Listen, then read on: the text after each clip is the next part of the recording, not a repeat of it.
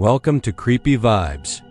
Today we're heading down those long, lonely highways that cut through the heart of Texas. Roads that look empty in the daylight but hold secrets no GPS can track. These aren't urban legends. They're real encounters passed between truckers, late-night drivers, and those unlucky enough to see what waits on the shoulder. From ghostly figures walking barefoot to vehicles that vanish into thin air, these are 20 true late-night highway incidents in Texas, and they might just stay with you the next time you're alone behind the wheel. But before we dive in, here's the strangest thing: most viewers make one huge mistake. They watch and forget to subscribe. And just like that, they miss out on the creepiest, spine-chilling stories we uncover each week. Don't be one of them. Smash that subscribe button now, because today's just the beginning, and the things waiting in the darkness don't care. If the sun is up, now tell me, where are you watching from and what time is it there? Let me know in the comments. Because on Creepy Vibes, day or night, the horror never sleeps. Let's drive into the unknown.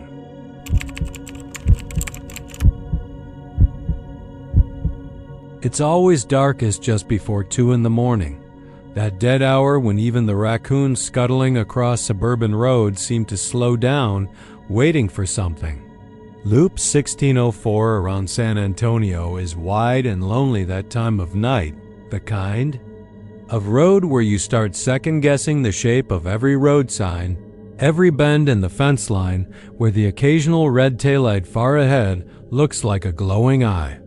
They say Texas highways go on forever, and Loop 1604, even though it loops, can feel like it does. Truckers whisper about her like she's a fixture, like a rest stop or a gas station that only shows up when the clock hits 2:14 a.m. They don't say her name like it's folklore. They say it like it's fact. Maria, they call her. Simple. No last name, no history. Just Maria, in that torn white sundress, barefoot, walking the shoulder like she's looking for something lost in the gravel. For years, there were murmurs. Trucks stopped talk. Big guys with oil under their nails and tired eyes would lean against their rigs and talk about the night they saw her. Some claimed she looked right at them. Others said she never raised her head, just climbed in the cab and sat there, silent as a corpse, until they passed the exit toward Judson. Then she'd be gone. No door slam, no puff of air, nothing. Just empty seat. Most drivers who'd seen her didn't want to talk about it too long. They'd just shake their heads, press their lips together like they were holding something back, and maybe take a long drag off a cigarette they hadn't lit in years. But one guy, a veteran named Steve Harlan, he didn't keep it to himself. He recorded it, or tried to. That was in October, 3 years ago. Steve had driven for 30 years. A good man by most accounts, the kind of guy who always had a spare wrench and a bad joke ready. But something changed that fall. He'd always done the overnight runs to Eagle Pass, and he always passed Loop 1604 around the same time, just after 2. He never believed the stories. Thought it was just tired minds seeing what they wanted to see. But that night, he set up his dash cam, aimed it right at the passenger side, just in case. He figured if Maria was real, he'd get her on tape and settle the bar debates once and for all. At 2:13 a.m. He passed the Valero gas station that marked the stretch where she was usually seen. A fog had rolled in, thick and low, the kind that crawled like smoke and made the shoulder disappear into gray. He slowed, squinting. And then he saw her. She was standing still, right at the edge of the asphalt, not walking this time, just standing, arms at her sides, hair stuck to her cheeks like wet seaweed. The dress hung loose, torn at the bottom. She looked like she'd crawled out of a river. Steve hit the brakes hard. The footage showed the cab jerking, the lights sweeping past her, and then nothing. 7 minutes of static. His rig's entire system froze. Lights dimmed. Engine kept running, but weak. When the footage resumed, he was already 3 exits down, just past Thousand Oaks. The passenger seat was empty. Steve came back different. His hands trembled, and he stopped taking overnight runs. 2 weeks later, he put in his retirement papers. Wouldn't explain why, not to his dispatcher, not to his wife. He just said, "I saw her, and she saw me. That was enough." People didn't push. Truckers are superstitious, sure, but they're also practical. Nobody wanted to dig too deep. You don't poke at something that doesn't make sense. Not if it looks back. But that's not where it ends. 2 years after Steve's incident, a younger guy named Marco Salazar picked up the route. 27, ex-military, nerves like iron. He'd heard about Maria, figured it was a joke, a hazing thing. So he went looking. That night, Marco took his rig out earlier, timed it to hit the loop at 2:10 a.m. He had a new dash cam, infrared, the kind you could zoom in with a phone app. He rolled slow, about 45 mph, letting the rig coast along the shoulder. Fog again, not thick, but strange, like breath on glass. At 2:14 exactly, he spotted her, not walking, standing again. Same place Steve had seen her. Marco pulled over, turned on his dome light. "Hey," he called through the passenger window. "You okay?" She didn't answer. Just walked around the front of the truck and got in on the passenger side. He said she didn't make a sound. Just slid into the seat like she'd done it 100 times before. That's when things started going wrong. His cab went ice cold. He said his breath came out in plumes. His windshield began to frost from the inside, and it was nearly 80 degrees out. He tried to say something, anything, but she just turned to look at him. Her face wasn't right, not mutilated or bloody, just off, like a photograph taken a half second before someone screams. Her mouth was small and pursed, her eyes enormous, and too wet, reflecting headlights that weren't there. Her hair dripped water onto the seat, but her skin was bone-dry. Then she whispered, "Take me home." Marco tried to ask where that was, but his tongue didn't work. He said it felt like it was glued to the roof of his mouth. His limbs were stiff, like his joints had locked. All he could do was steer. He passed 3 exits. She never moved. Her eyes tracked him without blinking. Then, as suddenly as she came, she was gone. The seat next to him was empty, dry, not a drop of water. His dash cam, corrupted. The footage showed nothing but gray blur and a deep hum like distant thunder. No image, no sound, nothing else. Marco didn't tell anyone right away. But a week later, his rig was found idling on the shoulder near Loop 1604, driver's side door open. No sign of Marco, just his boots, placed neatly on the passenger seat. They haven't found him. Police searched for 3 days. No leads, no notes, no foul play.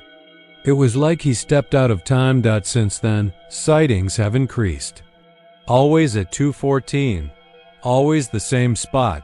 The fog, the woman, the silence. Some say she's the ghost of a young woman who died hitchhiking home from a Quincy era. In the late 70s, a drunk driver clipped her just outside the loop. She was barefoot because her heels had broken. The white dress was hers. Others think it's older than that. An echo of something worse. A thing that pretends to be a girl so it can ride with the living. Something that needs you to look at it, to believe in it, to invite it in. The latest story comes from a driver who passed her and didn't stop. He said she turned to face him as he drove past, and then she was keeping pace with him, barefoot on the grass, matching his speed, even as he hit 65. When he looked back in panic, she was gone. Now he sees her in his dreams. Same white dress, same wet hair, only now she's closer every night. You can still drive Loop 1604 at night if you want. Just keep your windows up. Don't stop. no matter what you see on the shoulder, and for the love of God, don't look her in the eyes.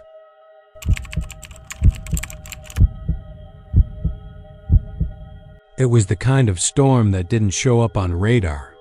A freak thing that came in low and rolling like a slow bruise across the West Texas sky.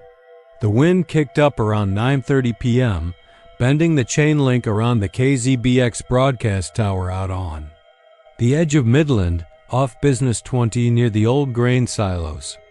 The static started in the headphones around then too, just a slow throb behind the alt country set list the DJ had queued up for the night shift. Mike Donovan had been doing graveyard radio in Midland for nearly a decade. His voice was warm, tired, a little cracked with nicotine and boredom. Most nights he spun records no one asked for, read school closures during dust storms, told truckers where the ice patches were up by Sweetwater. He'd always liked the quiet hum of the studio after 10 p.m., the lonely stretch of asphalt in both directions, the low hiss of power lines when the wind really kicked in. But that night, something scratched through the regular static, not the usual atmospheric bleed from lightning or cross-signal interference. This was tight, rhythmic. Deliberate. At first, it sounded like a child humming, soft, off-key. He almost didn't hear it until it rose just enough to thread into the intro of a Steve Earle song. He reached for the gain dial, narrowed the EQ, and the hum shifted, turned into numbers, whispered, barely audible. He cut the song mid-track. That wasn't protocol, but nobody was listening. KZBX hadn't had a real audience in years. The advertisers were mostly local, tire shops, barbecue joints, one gun store that never paid their bill on time. Is this coming through the AM feed? He muttered, sliding his chair over to the secondary monitor. He pulled up the spectrum. Analyzer watched a thin line jitter at exactly 1,160 kilohertz, a frequency KZBX didn't use. Had never used. He patched it through the mixer and listened closer. The child's voice whispered slowly, syllables dragging like tape running too slow. 6.3.19042. Then silence. A breath. North. Another long pause. 010.56. 812. Then west. And then nothing. Mike wrote them down. Or tried. Tio. He had to reverse them in his head, which made his scalp itch for some reason he couldn't explain. The way the kid said the numbers, it wasn't just backwards, it was inverted, like the tone bent in the wrong direction. He checked his GPS app. The coordinates, flipped to their correct order, pointed to a spot just past the Loop 250 junction, where I-20 cut southwest toward Odessa, a patch of scrubland thick with mesquite, flood-damaged Kalish, and nothing else for miles. Mike should have left it alone. Logged the interference. Maybe filed a note with the FCC if he'd felt ambitious. But he didn't. He shut down the playlist, pulled on his denim jacket, grabbed his truck keys and a flashlight from the desk drawer. He didn't even lock the studio behind him, just left the red on air, light glowing as he pulled away from the tower. The coordinates took him down an old ranch access road past an abandoned way station. The storm was still up there, but now it hovered, flat and unmoving, like something watching. Heat lightning pulsed on the horizon, but there was no thunder. Just that brittle pre-storm quiet where every sound tires on gravel. Insects ticking in the dry weeds felt too loud. He parked where the GPS pinged green and walked. After 30 yards, the beam of his flashlight caught a mesquite tree, twisted like arthritic fingers toward the sky. At first, he didn't notice the coyote. He saw the dark splotches on the bark, the letters, carved deep like gouged bone. KZBX, then he smelled it. The coyote was dead. Long dead, but the body hadn't. Decayed right. It was mummified, dry as jerky, eyes gone, teeth bared in a permanent grin. 4 rusted nails pinned its legs to the tree like some backwoods crucifix. There was no blood on the ground beneath it. No insects either. The air smelled scorched, like burned wires. Mike's hand trembled as he aimed the flashlight higher.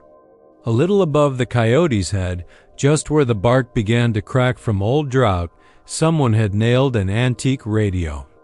One of those Bakelite tabletop models from the 50s, the kind with gold dials and a cracked plastic face. It had no power source, no cord. But its single eyeglass dial was glowing red. The speaker hissed. Then, from inside it came the same child's whisper, "Keep listening." The voice was no longer neutral. It sounded closer, hungrier. Mike stumbled back. His boot struck something hard. He looked down. A second radio. This one shattered, guts spilled across the dirt, tubes cracked and spiderwebbed. Then another. And another. Dozens of them. Radios gutted like carcasses, tossed around the base of the tree. He turned to run, but the air shifted. Heavy, thick, like syrup. He tripped. Went down hard. The whisper followed him. This time, not from a speaker. From inside his head, "Keep listening." He didn't remember driving back. Just the lights of Midland bleeding into his windshield like fog. He was at the studio door before he realized his jeans were damp, not from sweat, but from something. Sticky. He looked down.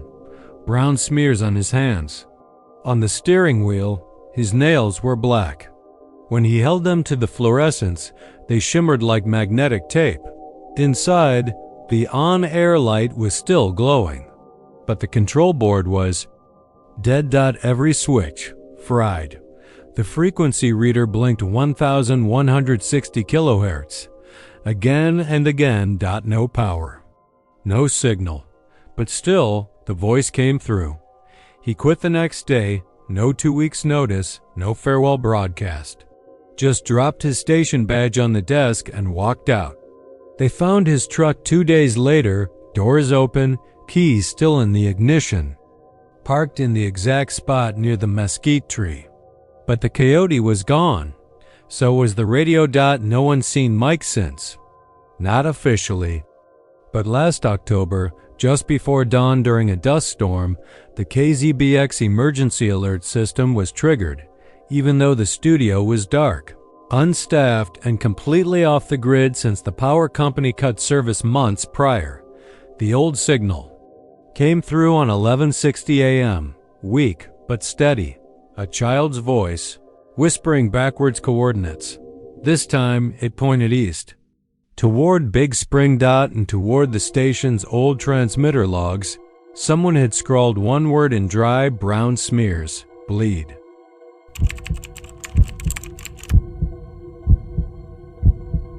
It was the kind of desert darkness you didn't realize was possible until you were neck deep in it. A black so thick it felt alive, pressing on the windows of the truck like an old drunk trying to pick a fight. That was what hit Grant Powell. First, just west of Marfa on Highway 90, somewhere between Valentine and nowhere. He'd driven that stretch hundreds of times, delivering feed or fence panels or odd loads of scrap down to Presidio or Marfa proper. But this was different. It was 2:52 a.m., and everything felt off. There wasn't a moon, not really, just a thin sliver that got swallowed by cloud cover hours ago. The kind of sky where even your high beams only showed you a few feet ahead, the road painted in stark white then swallowed in oily black. Grant had always been skeptical of small-town ghost stories. Growing up in Pecos, you learned to roll your eyes at anything that started with "back in '79. But lately, people had been talking again. Something about that stretch past the Chinati Mountains. Just as the highway started to flatten out again, they called it the Shadow Crossing, like it was a place on a map. Like you could point to it and say, "Yep, that's where it shows up." The crawler, they called it. Folks in the bars said it was something like a coyote mixed with a man. Others swore it was bigger than an elk and thin like roadkill. But it always came at the same time, 3 a.m. sharp, no matter what. And it always crossed the road the same way, low to the ground, too fast to be natural. Grant never paid it much attention until a couple weeks ago when Tommy Rivas laid up in Big Bend, regional with a shattered femur and a story that gave even the sheriff goosebumps. Tommy was a biker, not the leathered up kind, just a loner who liked the open road at night. He claimed he saw something shoot across the highway right at 3 a.m. and swerved to miss it. Lost control of the bike, hit the ditch, got lucky he didn't die. When they pulled him out, bleeding and hysterical, he wouldn't stop repeating the same thing. It laughed. Said it had no mouth, but he heard it, clear as day, laughing like a person trying to sound like an animal, or the other way around. That stuck with Grant, no matter how hard he tried to brush it off. So now, here he was, clock creeping toward 3 a.m., half a mile from the supposed crossing. A busted AC, a lukewarm Dr. Pepper, and the old itch of curiosity gnawing at his spine. He let off the gas, not by much, just enough that the engine noise dipped into a low grumble. The road was dead. Not a tail light or headlight for miles. Just empty West Texas, the kind that didn't forgive mistakes. Out here cell service was a joke, and the closest house could be 30 minutes by tow. At 2:59, he saw a dot. At first it was a shape. Not really something you could define. Just a pressure in the distance, something your brain marked as wrong before your eyes caught up. Like a heat shimmer, but vertical, moving. Something that reflected no light, but still had edges. His foot came off the accelerator and hovered above the brake dot. It came from the right side of the road, just beyond the scrub where the terrain dipped into a little arroyo. Then, exactly as the minute flipped to 3 a.m., it moved. Not walked, not ran, skittered, like a centipede on tile, all limbs and horrible rhythm. It crossed the 2-lane in under a second. Long, black with too many joints and too little noise. Grant's brain said deer, but his gut recoiled. It wasn't the right shape. It was too flat to the ground too, wide. He slammed the brakes just in time to see it reach the other side and disappear into the brush like smoke curling beneath a door, and then it stopped, not running, not fleeing. Just stopped and turned back.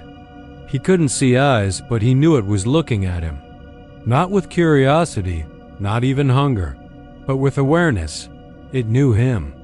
Knew he'd come to see. Knew he didn't believe. And that's when the laughter started. It wasn't out loud, not really. It didn't hit his ears. It bloomed in his head like a pressure change, like water filling a sealed room. It wasn't even full laughter at first, just the idea of it. Something giggling, something not used to the act, something pretending. That was the worst part. It wasn't happy. It wasn't human. It was just mimicking. Grant threw the truck into reverse without thinking, the tires skidding slightly as the back end fishtailed toward the ditch. The shape didn't move. It stayed. Right at the edge of the brush, limbs splayed in ways that hurt to look at, its silhouette flickering slightly like a warped VHS frame. He got maybe 30 yards back before the truck sputtered. Dead. No warning, no engine cough. Just off dashboard black. Headlights gone, and the darkness rushed in. He turned the key again and again, fist pounding the steering wheel, lungs hitching in panic. Still nothing. No click, no turnover. Just silence and the thick smell of sweat and dust and ozone. Then came the tap. One, then another. On the back window. Not loud. Just enough to be heard over his breathing. Delicate, almost polite. He refused to look back. He stared forward into the black windshield, praying for the engine to give him something. A flicker, a cough, a pulse. Then the laughter returned. this time outside, clear as glass. A breathy, throatless sound that rose in pitch like a broken recorder. It circled the truck. One pass, two. Something scraped along the driver's side door, slow and dry. Like claws against sheet metal. Grant squeezed his eyes shut, and then it said his name, not shouted, not whispered. Just said it, Grant, like a statement. How the hell did it know his name? He must have blacked out. He doesn't remember the moment it left, only that when he came to, the truck started again like nothing had happened. Headlights flicked on. Radio static burst to life. The clock still read 3 a.m. He drove like a bat out of hell all the way to the Marfa Lights viewing area and parked under the floodlamps. He didn't tell anyone for a week, not even his wife. But something changed in him. He stopped hauling night routes. Started drinking more. Jumped at noises he used to ignore. When he finally told his story at the Marfa tap room, the bartender just nodded and handed him a shot on the house. You got off easy, she said. Most folks don't make it past the third crossing. Third? He asked. She nodded, leaning in slightly. First time, it looks at you. Second time, it learns your name.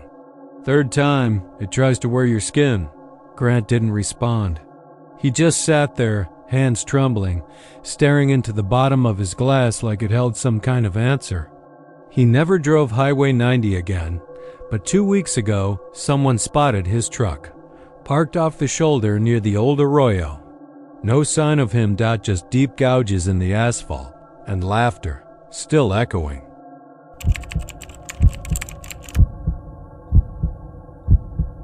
They say Texas highways are long enough to make you go crazy if you're alone too long. US 77, cutting through the belly of the state like a scar, is one of those roads that doesn't care if you're tired, broke, or half sane, it just stretches. On and on, especially through places like Refugio County. Most folks blow past it on their way to Corpus or Victoria, thinking it's just flat land and brush, deer carcasses on the shoulder, maybe a Whataburger if they're lucky. But if you drive it after midnight, when the fog hangs low and thick like wet cotton, and the air smells like oil and old mesquite, you might see them, the ones no one talks about unless they've had too much to drink or spent too many nights.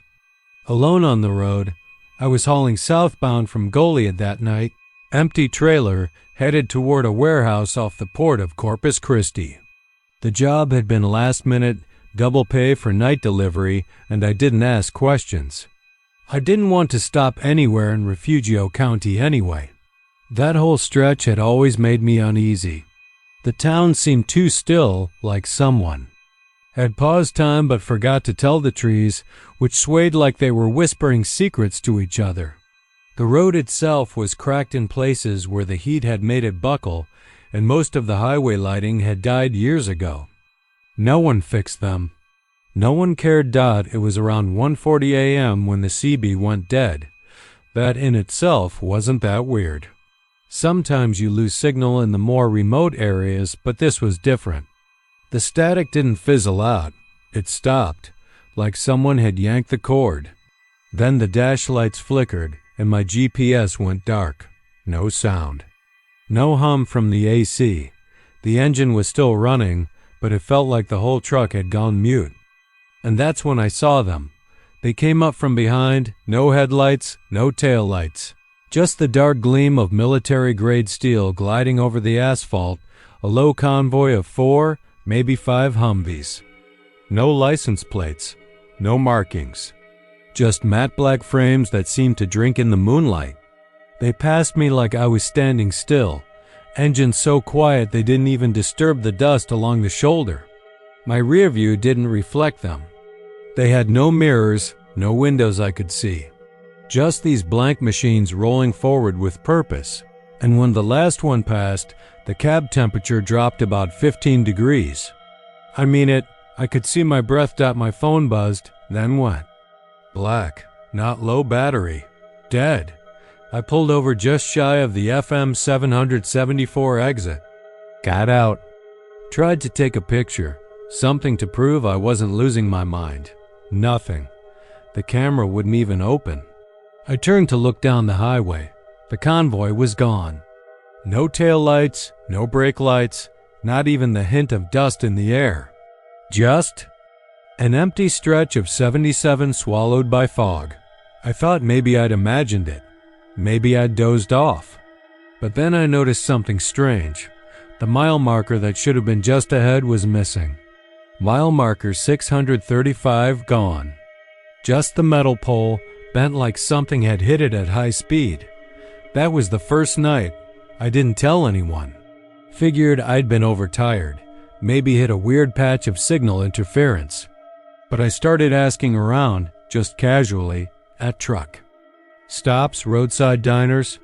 You'd be surprised how many long haulers have seen them, always between Refugio and Woodsboro. Always at night, always silent.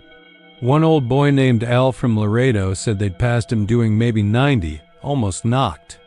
His trailer sideways with the wind off their slipstream, but when he pulled over to check the damage, his tires were dry. No scuff marks, nothing. Some say they're military. Black Ops convoys moving under radar. But there's a kind of nervous laughter when they say it, like they're trying not to believe what they really saw. Because the stories get darker. Mechanic in Sinton swore a guy came in with a totaled sedan, said the convoy had cut him off near a curve. When the tow truck got there, the car was on its side, doors warped, windshield spiderwebbed, but no tread marks on the road. Not a one. Just dirt and broken glass. The driver kept muttering something over and over. They saw me. I looked. Into it. The last one looked back. By the third week, I'd started avoiding you as 77 altogether. Took back roads, added hours to my runs. Lost jobs because of it. But then in late March, I got another urgent contract. Private delivery to a secure location outside of Tivoli, double pay. I didn't want it. Something in my gut screamed no, but the money was too good. I told myself I'd keep the cab camera rolling this time. I'd stay sharp. I'd record everything. I left just after midnight. Fog was already heavy by the time I crossed into Refugio County. Radio static again. Then silence. Cold crept in. And then the lights died. They appeared ahead of me this time. Blocking both lanes. No brake lights. No sound. Just sitting there. Motionless, in formation like they were waiting for something. I slowed, reached for my phone. Dead again. Reached for the dash cam screen frozen, blinking red, and then something impossible happened. The rear Humvee, the one closest to me, turned slightly. Not a full turn. Just a shift, like it was aware of me. There was no driver. I saw. Inside through a small slit in the back hatch, no seats. No equipment, just a void. Blacker than black, a kind of darkness that ate the moonlight. I don't know how long I stared, but suddenly my nose started bleeding. Gushing. No reason. My teeth hurt.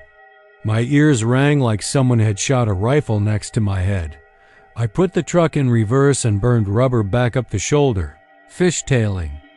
In the fog. When I looked back, they were gone again. Not driving off, just vanished. Like they were never there. I didn't go home right away. I drove until dawn, parked at a trucker's chapel in Victoria, and sat there until my hands stopped. Shaking. I looked at the dashcam footage. Nothing. It cut out at 1:38 a.m., then resumed at 2:17. Just over 39 minutes of black. Like the truck didn't exist during that time. 2 nights later, I got a call from the dispatcher who'd booked the job. He sounded nervous. Said the client had canceled, told them to delete the file. When I asked who the client was, he hung up. I tried looking into old military activity in the area. Nothing official. But I did find one oddity back in '91.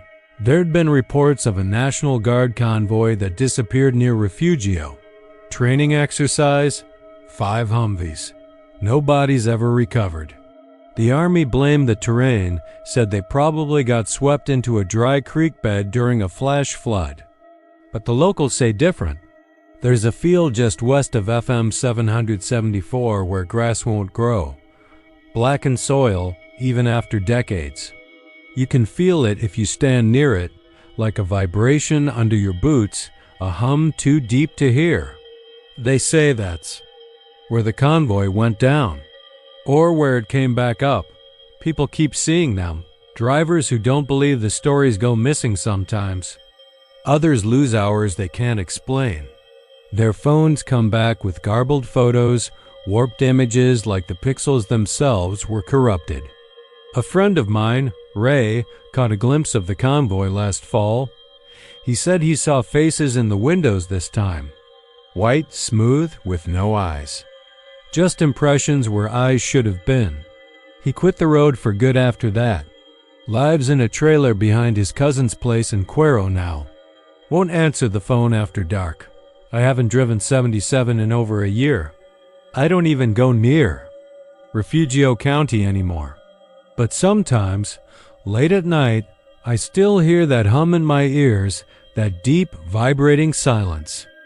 Like the sound you'd hear if you were buried underground and something enormous was moving just above you. If you ever find yourself driving south on US 77 past midnight, and the fog starts to roll in thick and your phone drops dead without warning, don't slow down. Don't stop. Don't look at them dot, because if you see the last one, it might see you too.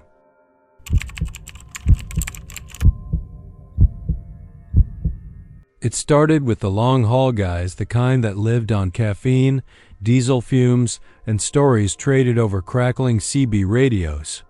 Most of those stories were the same half-true nonsense passed around for kicks, like a truck stop version of urban legends.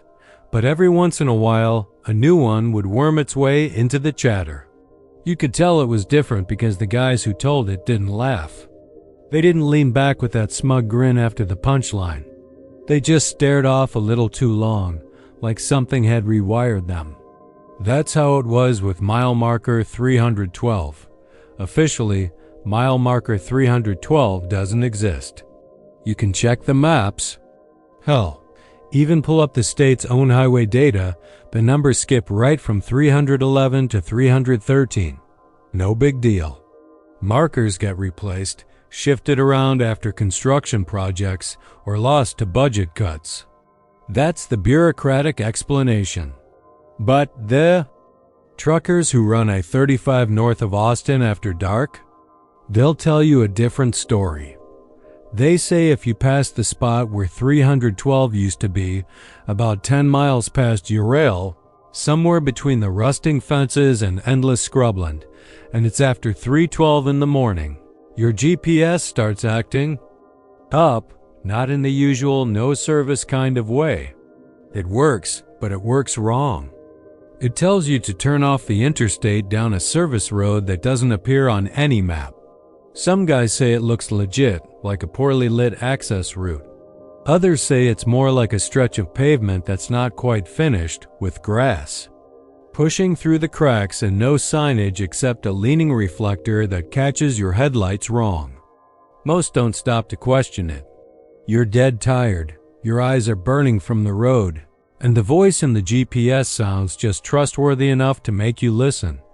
That's what happened to Eli Graves. Ran freight out of Lubbock, headed for San Antonio that night. Straight run. He was clocking his hours tight, rolling past Austin just after 3 a.m. The way he told it later, what little he did say, he blinked and suddenly the map on his dash had rerouted him. Didn't think much of it. These apps do that sometimes, optimize the trip or dodge imaginary traffic. He followed it. The next thing he remembered, he was back on I-35, passing the same damn spot again. Same busted fence. Same mile marker, even. Though it was blank. Not once, not twice. Over and over, he was stuck in a loop for 6 hours. GPS wouldn't let him out. Cell phone had bars but wouldn't connect a call. Radio played the same half song, over and over some warped gospel tune. That dragged like the tape was melting. When the sun finally started to rise, he found himself back on the main road, hands shaking, tachometer needle twitching like it had a tremor. He never drove night hauls again after that. Most people chalk it up to exhaustion. Sleep deprivation does strange things. But the locals near that stretch, what few there are, don't laugh when you bring up the vanished mile marker, especially not the older ones. They remember stories that predate GPS from before truckers started noticing the reroutes. Back then, it was different. People disappeared. There's a guy I met once at a diner just outside Georgetown. Old-timer named Vernon. He wore a ragged denim jacket with a patch for every state he'd driven through, and he had this look in his eyes like he'd seen more than he ever talked about. I brought up mile marker 312 over burnt coffee and eggs swimming in grease, just joking around, and his fork froze midair. "You don't talk about that stretch after dark," he muttered. I laughed, trying to play it cool. "Why? Ghost hitchhikers." He shook his head, real slow. "No ghosts. That place ain't haunted. It's hungry." I let that sit for a moment. "What do you mean?" "You ever see a road that didn't go somewhere? Even a dead end leads to a house or a fence or nothing at all. But this ain't a road. It looks like one. But once you're on it, it's got you. Feeds off you. Gets stronger." I wanted to call him crazy. I really did. But there was something in his voice, something brittle and terrified, that made me keep my mouth shut. He told me about a family that vanished back in the 80s. Parents and 2 kids, coming back from a late movie in Round Rock. They never made it home. Cops found the car abandoned near where mile marker 312 should be. Headlights still on. Doors wide open. No blood, no signs of a struggle. Just gone. There was a dog inside the car. Chihuahua. Still alive. But it had chewed its own. Tail off. Whatever happened, it scared the animal half to death. That was the first time the county pulled the marker out of the ground, but it didn't help. The weirdest thing? It only happens at 3:12 a.m. Not a minute before, not a minute after. That's when the detour appears. And once you're on it, the world changes. It starts small. Your rearview mirror won't reflect the inside of your cab anymore. It just shows static, like an old TV. Then your headlights stop illuminating anything more than 10 feet ahead. No stars, no moon. Just a darkness that swallows everything. And the pavement that never ends. You drive and drive, and the scenery loops, subtly different each time. One time there's a mailbox with no house. Next loop, it's gone, replaced by a barbed wire fence with no posts. And the sounds. God. The sounds. Eli said he heard voices whispering under his tires, like the asphalt was alive and full of mouths pressed just beneath the surface. Not talking to him exactly, but repeating something over and over in a language he couldn't understand. Vernon said if you stop on that road, even for a second, that's when it really gets inside you. Makes you remember things wrong. Shows you people you've lost. You think you see your mother standing in the middle of the road, even if she's been dead for years. One guy swore he saw his kid out there, waving, covered in dirt like he'd clawed out of a grave. Another woman said she saw her own house burning, even though she lived 20 miles away. But you can't trust anything you see out there. And if you get out of the car, that's it. You're done. They say those who vanish on that road don't just disappear, they become part of it. Their faces show up in taillights. Their hands smear across windshields. One trucker found fingerprints on the inside of his sleeper cabin window, even though it was locked from the outside. After enough people complained, the state finally came through and paved over the shoulder where the marker used to be, planted wildflowers and installed a guardrail. The official story was erosion, safety concerns, standard maintenance, but the reroutes didn't stop. Now it's just harder to spot the turnoff before. It's too late, and here's the part that haunts me. I saw it once. I was driving back from Dallas, pushing my old Camry past 3 a.m. with a busted AC and a dead podcast for company. Somewhere north of Georgetown, I noticed my GPS flicker and reroute. Nothing unusual. But then the road suggested a slight right onto an unnamed route. No shoulder, no signs. Just a long dark path veering off the interstate. I slowed down. Something about the curve of the road made my skin crawl, like it bent. At the wrong angle, almost folded into itself. My headlights dimmed for no reason, and I swear, just before I passed it, I saw a figure standing at the edge. Not waving, not doing anything. Just watching. I didn't take the turn. I kept going. And a few seconds later, the GPS snapped back to normal. Reroute gone. ETA unchanged. No record of the detour in the trip history. Like it never happened. But I've driven that stretch a dozen times since, and I've never seen that spot again. Some nights, though, when it's late and I haven't slept, when the road gets real quiet, I think I see something just beyond. The trees, pacing me. No lights, no sound. Just a shadow, keeping perfect speed, waiting for 312.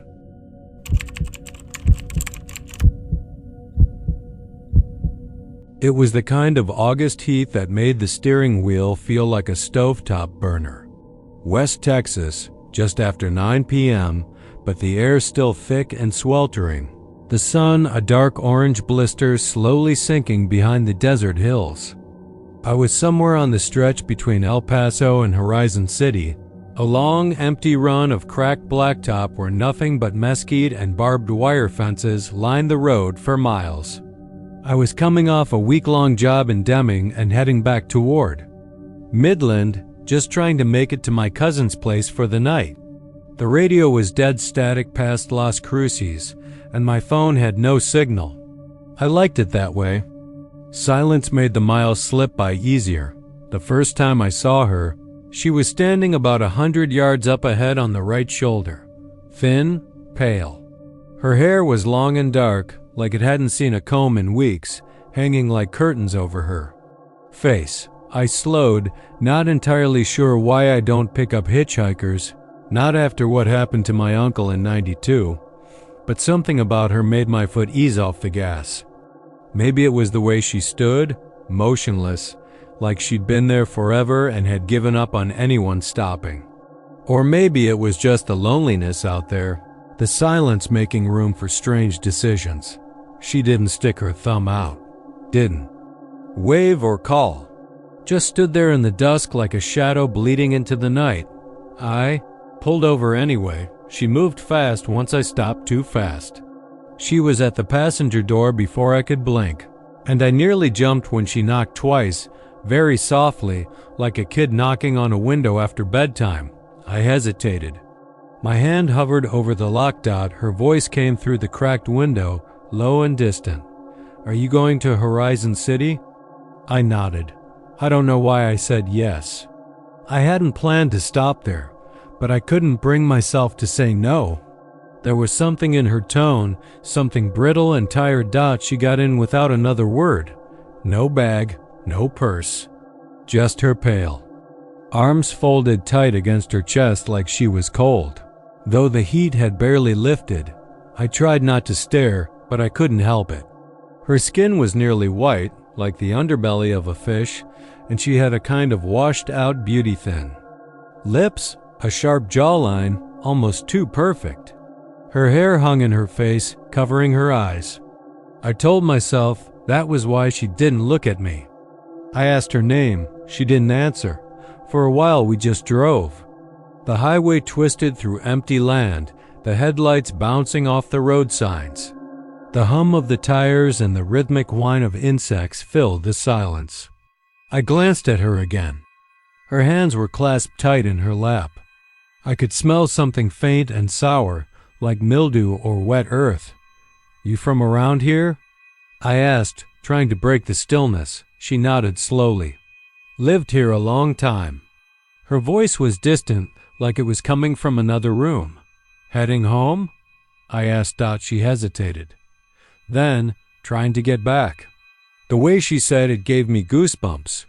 I swallowed hard and turned my eyes back to the road. The sun was gone now, and the sky had turned a deep black velvet. No stars yet. Just endless dark above and the glow of the dash lights inside. That's when I noticed it. She hadn't moved her head once. She hadn't looked at me, not even sideways. Her chin stayed fixed, slightly downward. I couldn't see her eyes, not even the whites, and something inside me, some old part of the brain that still remembered fire and cave shadows, told me she didn't have any. I stole another glance. The hair shifted just slightly, and I saw it smooth. Skin where the eyes should be. No lids, no sockets, nothing. Just pale, featureless skin stretched tight across her face. I slammed the brakes. The truck skidded slightly on the loose gravel at the edge of the road. The tires screamed. She didn't move. She just turned her head toward me, slowly, like her neck was made of rusted wire. "I can't go back if you look at me," she said. Voice flat. My mouth went dry. I stared at her in the dim light of the dash. There was no anger on her face. No fear, just blankness, emptiness. "What the hell are you?" I whispered. She didn't answer. She just turned her face back toward the windshield. The silence that followed felt like it would crush me. The world outside the truck had gone still. No wind, no sounds. Nothing but the whisper of my own blood in my ears. I reached up to flip on the dome light. Don't ask me why. Maybe I needed to see her clearly. Maybe I thought it would reveal the trick. That she was wearing a mask, or I was dreaming, or going crazy. The moment the light came on, she vanished. Not slowly. Not with a noise. She just wasn't there anymore. The seat was empty. The door was still shut. But the passenger seat smelled like damp soil, and there was a thin smear of something dark mud? Blood? On the fabric where her hand had been. Sat there in stunned silence for a long time. Eventually, I pulled back onto the highway. Drove the rest of the way with all the lights on, windows open, music blasting static. I didn't stop in Horizon City. I just drove through, white-knuckled and sweating, until I hit Midland after dawn. I told myself I was tired, hallucinating, that the heat or loneliness had done something to me. But then, 2 weeks later, my buddy, Joel, called me, voice shaking. He'd been coming back from El Paso late one night. Saw a girl on the shoulder. Pale, long dark hair. Said she was heading to Horizon City. I didn't say anything. Just asked what happened. He said he picked her up. Said she was quiet. Weird. And then he said something that made my skin go cold. She wouldn't look at me, he said. And when I turned on the dome light, he didn't finish the sentence. Didn't have to. I asked him, "Did she vanish?" He was quiet for a long time. Then he said, "No," she screamed. Like something dying. Then she melted into the seat. I didn't believe him. Or maybe I did, but I didn't want to. Later that month, I looked it up. Horizon City. El Paso. Hitchhikers. There were threads, old ones. Forums mostly dead. Posts from 2008-2012. Stories that sounded familiar. A girl by the road. No eyes. Always asking for a ride to the same place. Always vanishing when the light comes on, or when you say certain things. Someone said Jesus once and she exploded. Into dust. I don't drive that stretch anymore. Not after dark. But sometimes, when the sun's going down and the desert is quiet, I think about her. About where she's trying to go. What she's trying to get back to. And what might happen if she ever gets there.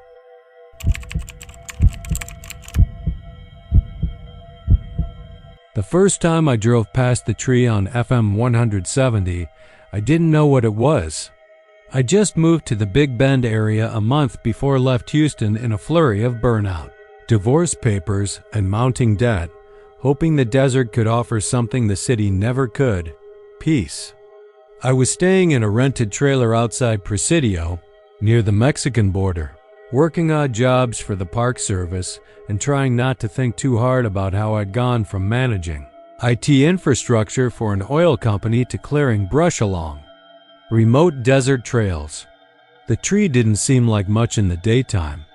Just an old, oak-alone, unnatural-looking, really bent at the base like it had grown wrong, as if some weight had dragged it sideways for years.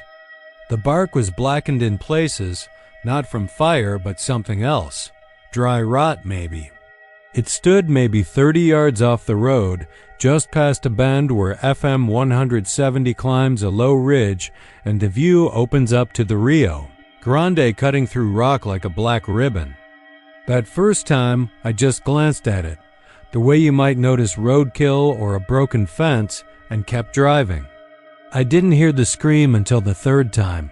I passed it at night. It was almost 10 p.m. I'd finished a late run helping a ranger collect motion sensor data from remote trail cams. We were tracking puma movements. He dropped me at my truck on the shoulder where we'd started, and I began the long drive back.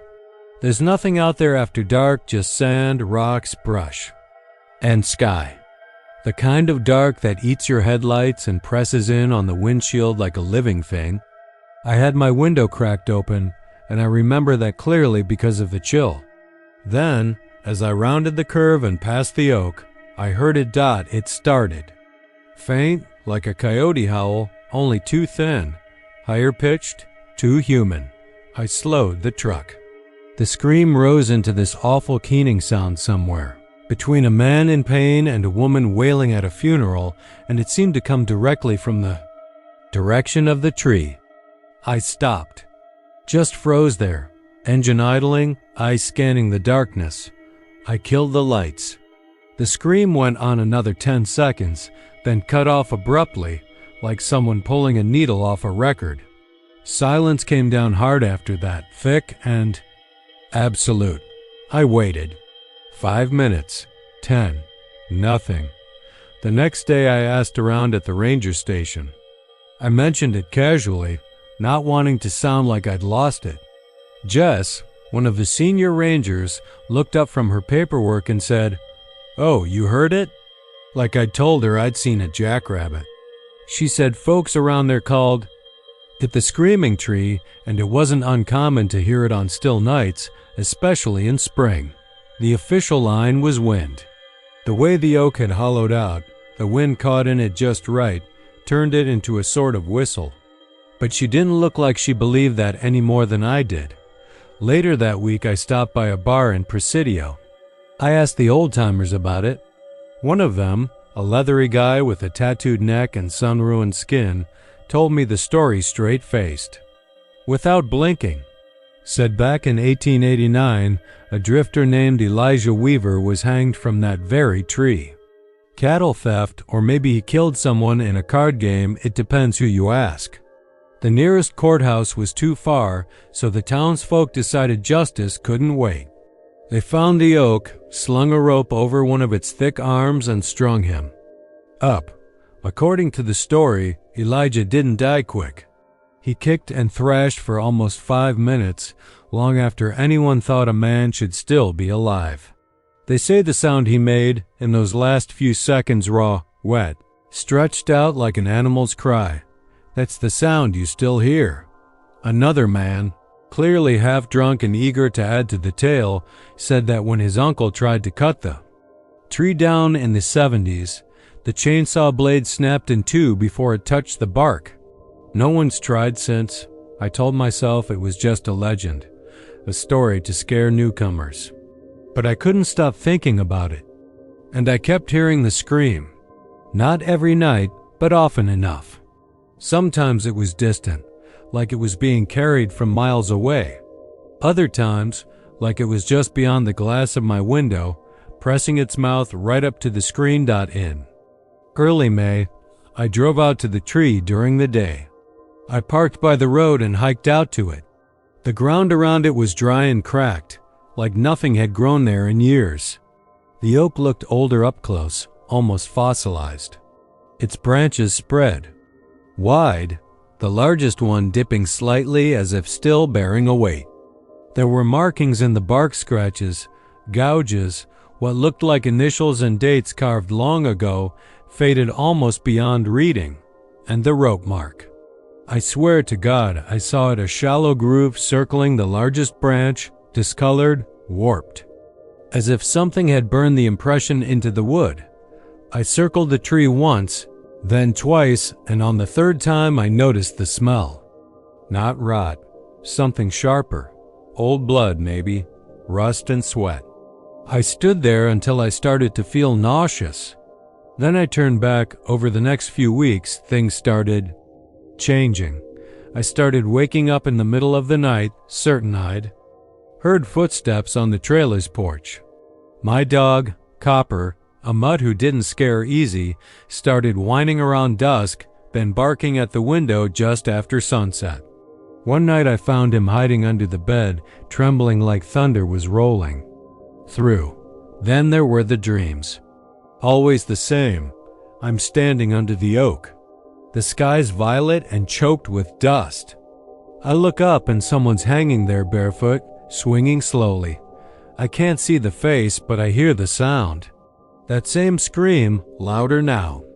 Then the figure lifts its head and opens its mouth, and it's me. My face, my voice. And I wake up with the taste of metal in my mouth. I tried staying somewhere else. Slept in the back of my truck a few nights, deep in the park near the river, but the scream followed me. Always around the same hour. Always from the direction of the tree, even if I was 30 miles away. One night, Jess called me in for an emergency. Said some hikers had gone missing near the ridge. Last seen heading toward the overlook not far from the tree. I met her out there just after midnight. The wind was dead still. We searched for hours, found their packs but not the hikers. Then, just before dawn, we heard it again, the scream. But this time, Jess looked scared, not spooked scared. She grabbed my arm and said, "It's not the wind." A week later, the bodies turned up miles from where they should have been. Bruises on their necks. Rope burns. That was when I knew I couldn't stay. Something in that land is wrong. Or maybe just old. Too old to explain. I packed up and left Presidio without telling anyone. Drove north, past Marfa, Odessa, kept going. Until I hit Dallas. Still, sometimes, when the wind is just right and the trees outside my apartment catch it funny, I swear I can hear the beginning of that scream again. I haven't been back to Big Bend. But the thing is, I don't think you have to be there to be caught by it. Once you hear it, really hear it, it doesn't let go. You can close your eyes, cover your ears, drown yourself in noise. But when the night gets quiet enough, you'll hear it. A thin, human cry rising through the silence, carrying across empty miles the last breath of a man who never died clean.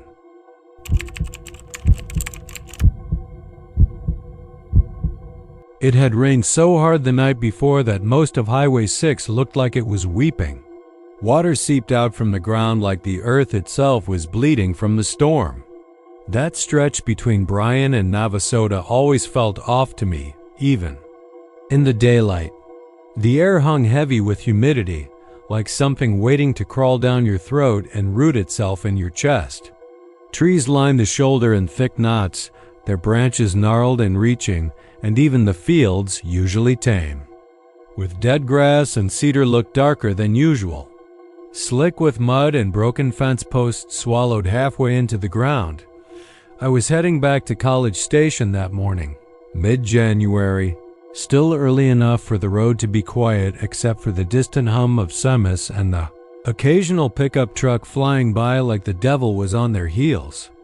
I was driving my old 95 Tacoma, window cracked for the smell of rain and oil. When I saw her, She was about 50 yards up the road at first, on the left-hand shoulder, near that sharp bend before you hit Old Curtain Road. I thought maybe it was a dog, the way she was hunched over in the mud, but as I got closer I could see her long black hair, slick and plastered to her head, her school uniform clinging to her like wet paper. The white blouse was stained reddish-brown across the front, and her skirt was so caked with dirt I could barely tell it was once plaid. She was dragging herself out of the ditch, one arm straining forward, the other twisted oddly behind her. Instinct kicked in. I pulled over so fast the tires kicked up water in both directions. I jumped out and ran toward her. Heart thudding, boots sinking into the shoulder, but she wasn't there. I mean it. Not there. The mud still churned where she'd been, and I saw the drag marks clear as day, wet streaks in the brown slop that led up to the edge of the road. But they ended right there, dead center in the westbound lane, as if she'd vanished mid-crawl, and there weren't any footprints on the pavement. None going forward, none going back.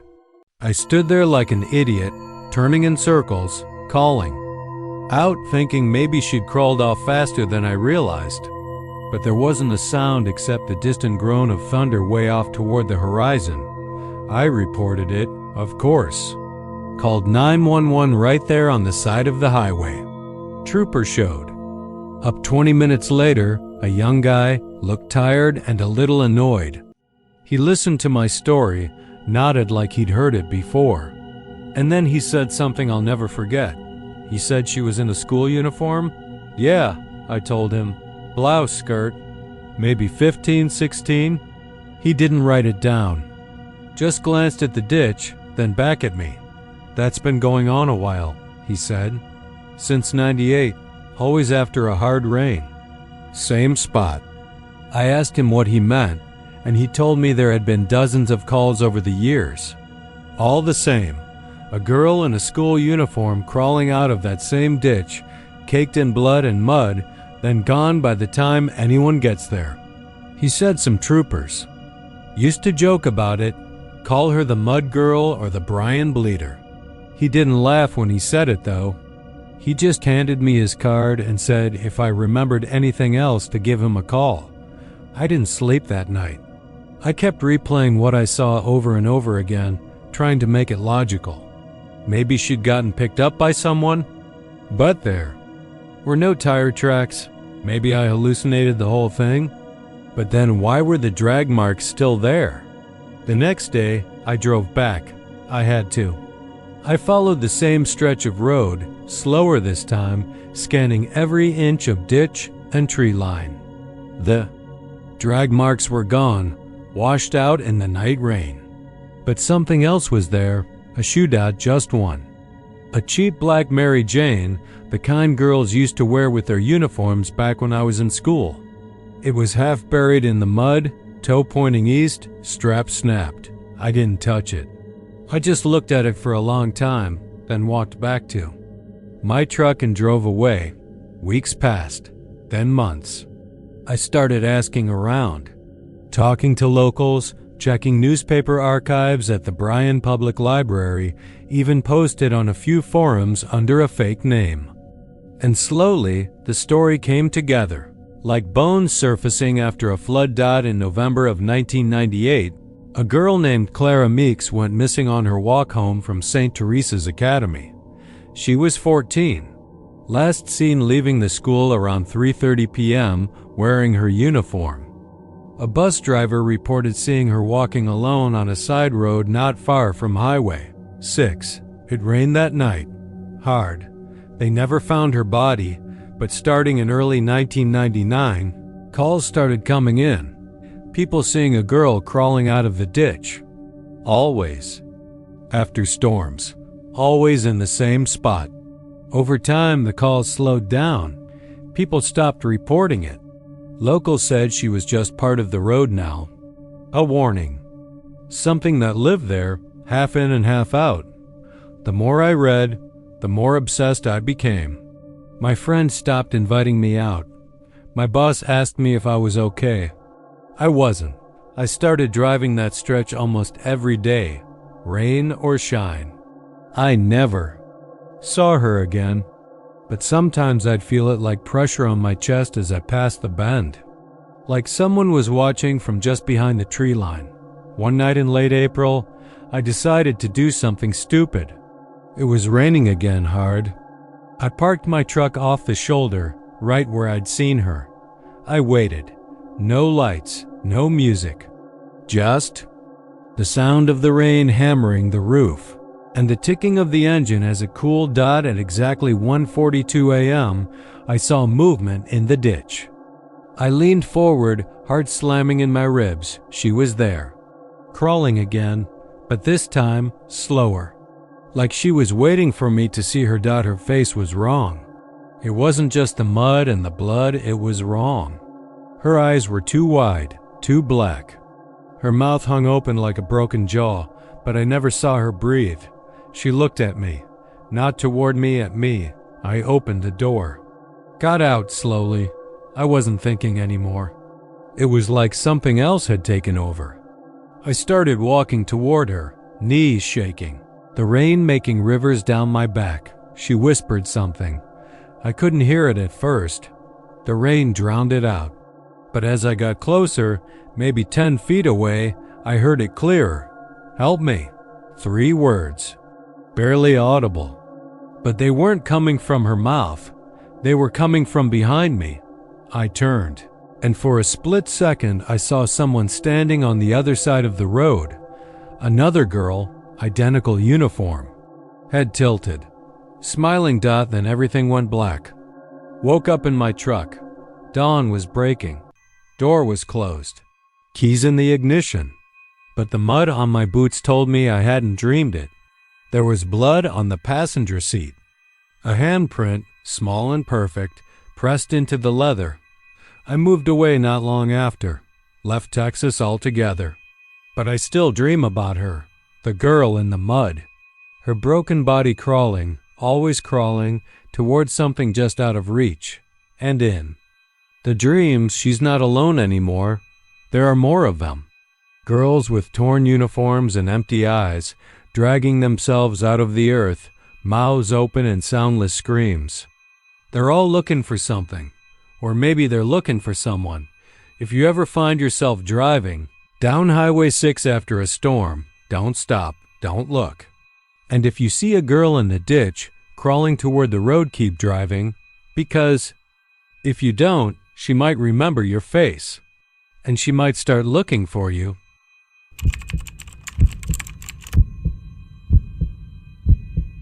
There's a stretch of I-10 between Ozona and Fort Stockton that folks don't like to talk about once the sun drops behind the low hills. You can drive it in daylight and see nothing but dry scrub, brittle barbed wire fencing, and long forgotten cattle gates swinging in the wind. But at night, it's like the world forgets it ever existed. The stars go black behind a curtain of low-hanging dust. The temperature drops 10 degrees, and even the jackrabbits quit crossing the road. Somewhere in that dead zone is a rest stop, no name, no signage besides the standard green reflector that just reads rest area, 1 mile. Most people pass it by, but those who stop, especially the truckers, tell stories. One in particular gets passed around the long-haul circuit like a worn-out Bible. They call him the Pale. Man at the pump. It's not a flashy story. No blood, no screams, no vanishing hitchhiker waving down cars. Just this man, always described the same way, leaning against one of the diesel pumps around 2 in the morning. Tall, lanky, skin like milk glass stretched too tight over bone. 70s cowboy gear. Dusty boots, pressed jeans, pearl snap shirt tucked neat, old Stetson hat, and a string-tie bolo with a silver clasp shaped like a steer skull. Never moves. Just stands there, hands in his pockets, staring across the blacktop. Folks say he doesn't blink, doesn't breathe. You walk up to ask if he needs help, and he crumbles into ash before your eyes drifts apart like cigarette smoke caught in a bad wind. That's the legend. But I knew a guy who saw him, not once, twice. Wade Carlson used to drive a Peterbilt out of San Angelo. He was a quiet, heavy-set man who looked like he belonged behind a diner counter, not an 18-wheeler. Always wore a Vietnam vet cap even though he wasn't a vet. Said it was his brother's. Wade had a way of telling stories that made you lean in, even if you were standing in the break room with your hand halfway into a bag of vending machine peanuts. This one, he didn't like telling it. He only did it once.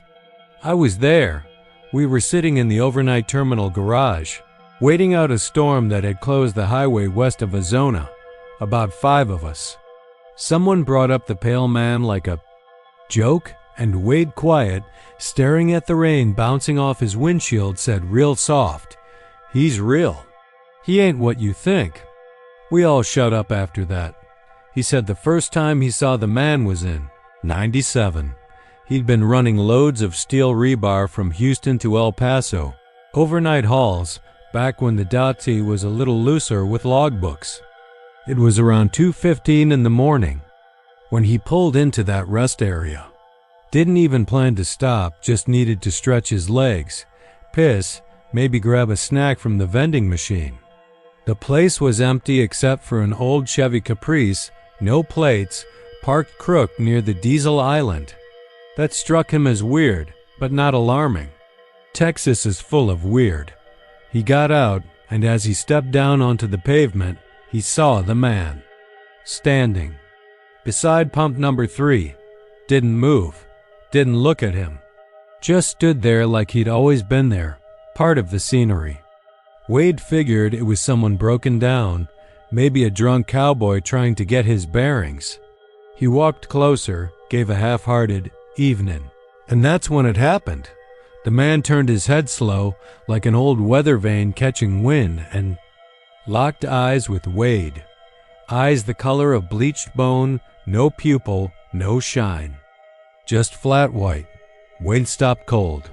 Felt a pressure behind his forehead, like something heavy and wet had slid into his skull. He said he opened his mouth to speak but couldn't. Then the man smiled not with his mouth, but with his skin.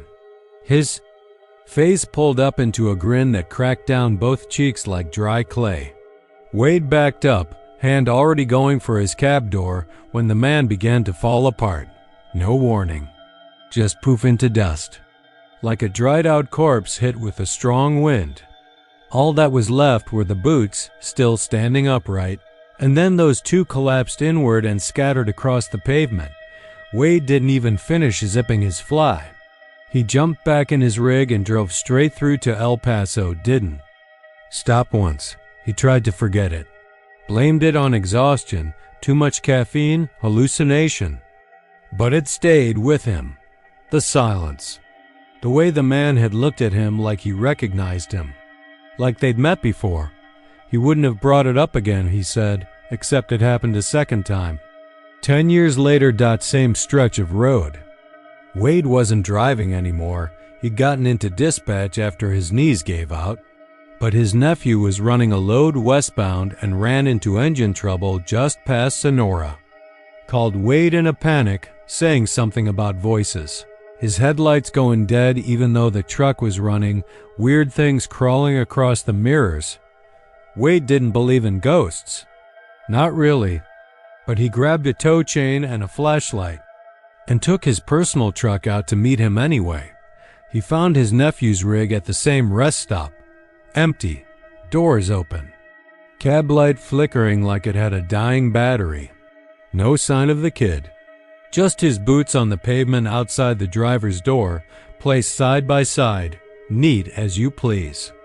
Wade walked the grounds, yelling, checking the bathroom, behind the vending. Machines, nothing. But then, near the diesel pumps, he saw them. Footprints. Deep, clear, like someone walking barefoot across wet sand but in the dust. Long strides. Toes splayed wide like the skin had shrunk off. They led off past the service fence and out into the brush. Wade followed. He said the moon was full that night, enough to cast shadows between the yucca and mesquite. The tracks went a good 200 yards before they stopped dead. No more prints, no disturbed brush. Just ended in the middle of nothing. Wade stood there, heart hammering, the wind whistling through the greasewood, and he saw something move near the horizon. Tall, thin, like heat shimmer, but upright. Watching Dot, he called for his nephew until his throat gave out, never found him.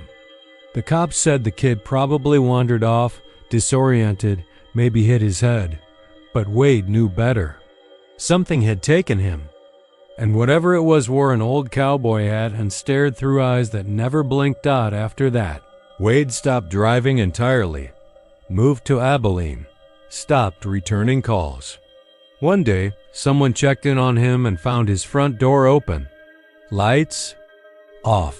Place full of dust like the desert had crept inside and settled down. On the kitchen table was a note written in Wade's chicken scratch handwriting. He remembers me. I saw it in his face. They never found Wade. The rest stop is still there, still open. State doesn't even bother to monitor it. The pumps are ancient, only 2 still work. Locals avoid it like the plague. Truckers whisper stories over thermos coffee. A few get brave, think they'll be the ones to see the pale man and come back with a story worth selling to a podcast or a ghost hunting show. Most see nothing, but sometimes they come back wrong, quieter, like something out. There followed them home, or worse, left a piece of itself behind Dot. So if you're ever driving west on I-10 and your tank's low and your eyes are heavy, and you see that unmarked rest area just past Azona, keep going. No matter how tired you are, no matter how bad you gotta piss, because some folks say the pale man doesn't just watch. He chooses. And when he does, he waits, staring, patient, until you step too close, until your shadow touches his Dot, and then all that's left of you is dust.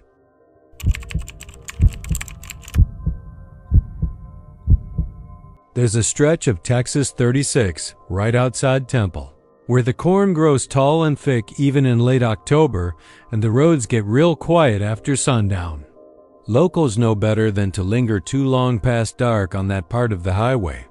It's not something they put up signs about or mention to tourists grabbing gas off the I-35 junction, but folks who've lived there long enough will give you a certain look if you ask about the red lights in the corn.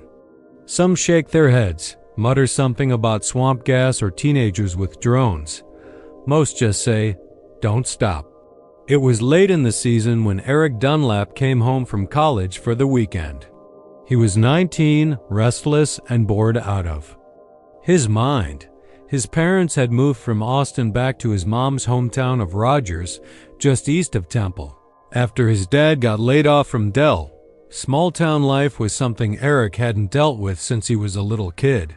And coming home meant no friends, no bars, just his mom's overcooked brisket and a rickety satellite dish that barely got 2 channels. By Saturday night, he'd had enough Dot, so he took his dad's pickup and decided to go for a drive. Head cleared easier with some road in front of him. Around 11:45 p.m., he was cruising west along TX 36, windows down, that late autumn air like a warning in the wind, sharp, electric, almost metallic. He had music playing low, some indie band nobody back home had heard of, and he was thinking about how dead the roads were. Not a single pair of headlights for miles. Not even a goddamn coyote or deer crossing. Then he saw them dot at first, he thought. It was tail lights, a couple hundred yards ahead, flickering in and out behind the corn lining the highway. But the way they moved wasn't right. They bobbed gently, almost rhythmically, dipping too low and moving far too slowly for any car or a TV. Maybe someone walking with a headlamp, he thought, but the light was red, not white or yellow, red. Like the glow of an emergency exit sign, soft and pulsing. There were 2 of them, side by side, hovering just above the height of a child's head. He slowed down, letting the truck coast. The lights vanished, then reappeared farther to the right. Deep in the cornfield now, like whatever held them was weaving between the rows. They didn't rise or fall, just stayed low, steady. Slow. Eric stopped. There's something about being 19 that makes you feel invincible, especially when you've been fed on Netflix horror and read a creepypasta. He'd read stories about ghost hitchhikers, Wendigos. In the Appalachians, cursed roadside attractions. But the part of his brain that believed in those things was still locked away under sarcasm and bad weed. He killed the engine, stepped out into the stillness. It was a little after midnight now. He could hear the wind cutting through the dry corn stalks, making them rustle and whisper. Everything else was dead silent. He stood by the ditch and watched the red lights blink again, about 30 feet into the corn. They were still low, still slow. He figured maybe it was some kid screwing around with a flashlight. Maybe someone had mounted LEDs on a drone. Hell, maybe it was swamp gas. He took a few steps forward, curiosity gnawing at the part of his brain that should have been telling him to go home. The corn parted easily as he walked in. The stalks were taller than him, dried out and brittle, some of them bent at odd angles, like they'd been brushed aside by something passing through. He moved carefully, trying not to make too much noise. Every few seconds, the lights would flicker just ahead, always just ahead, like they were leading him somewhere. It took maybe a minute before he lost sight of the truck. That's when he heard the voices. They were faint, like a radio turned low in another room. Children, maybe 4 or 5 of them, giggling and whispering just beyond his vision. He froze, tried to triangulate the direction, but it was like the corn muffled and bounced the sound around him. He turned a slow circle, feeling the hairs on his neck stand straight. The lights vanished again. Hello? He called, voice sounding too loud, too sharp. No answer. Just more rustling. A cold breeze cut through the corn, and with it came a smell, sweet at first, almost like syrup, but with something sour under it, like spoiled fruit or meat left too long in a hot trunk. He turned back, pushing through the corn faster now, hard hammering. He didn't care about the lights anymore. He just wanted out. The problem was, he couldn't find the way he came in. The rows looked the same in every direction. No sign of the highway.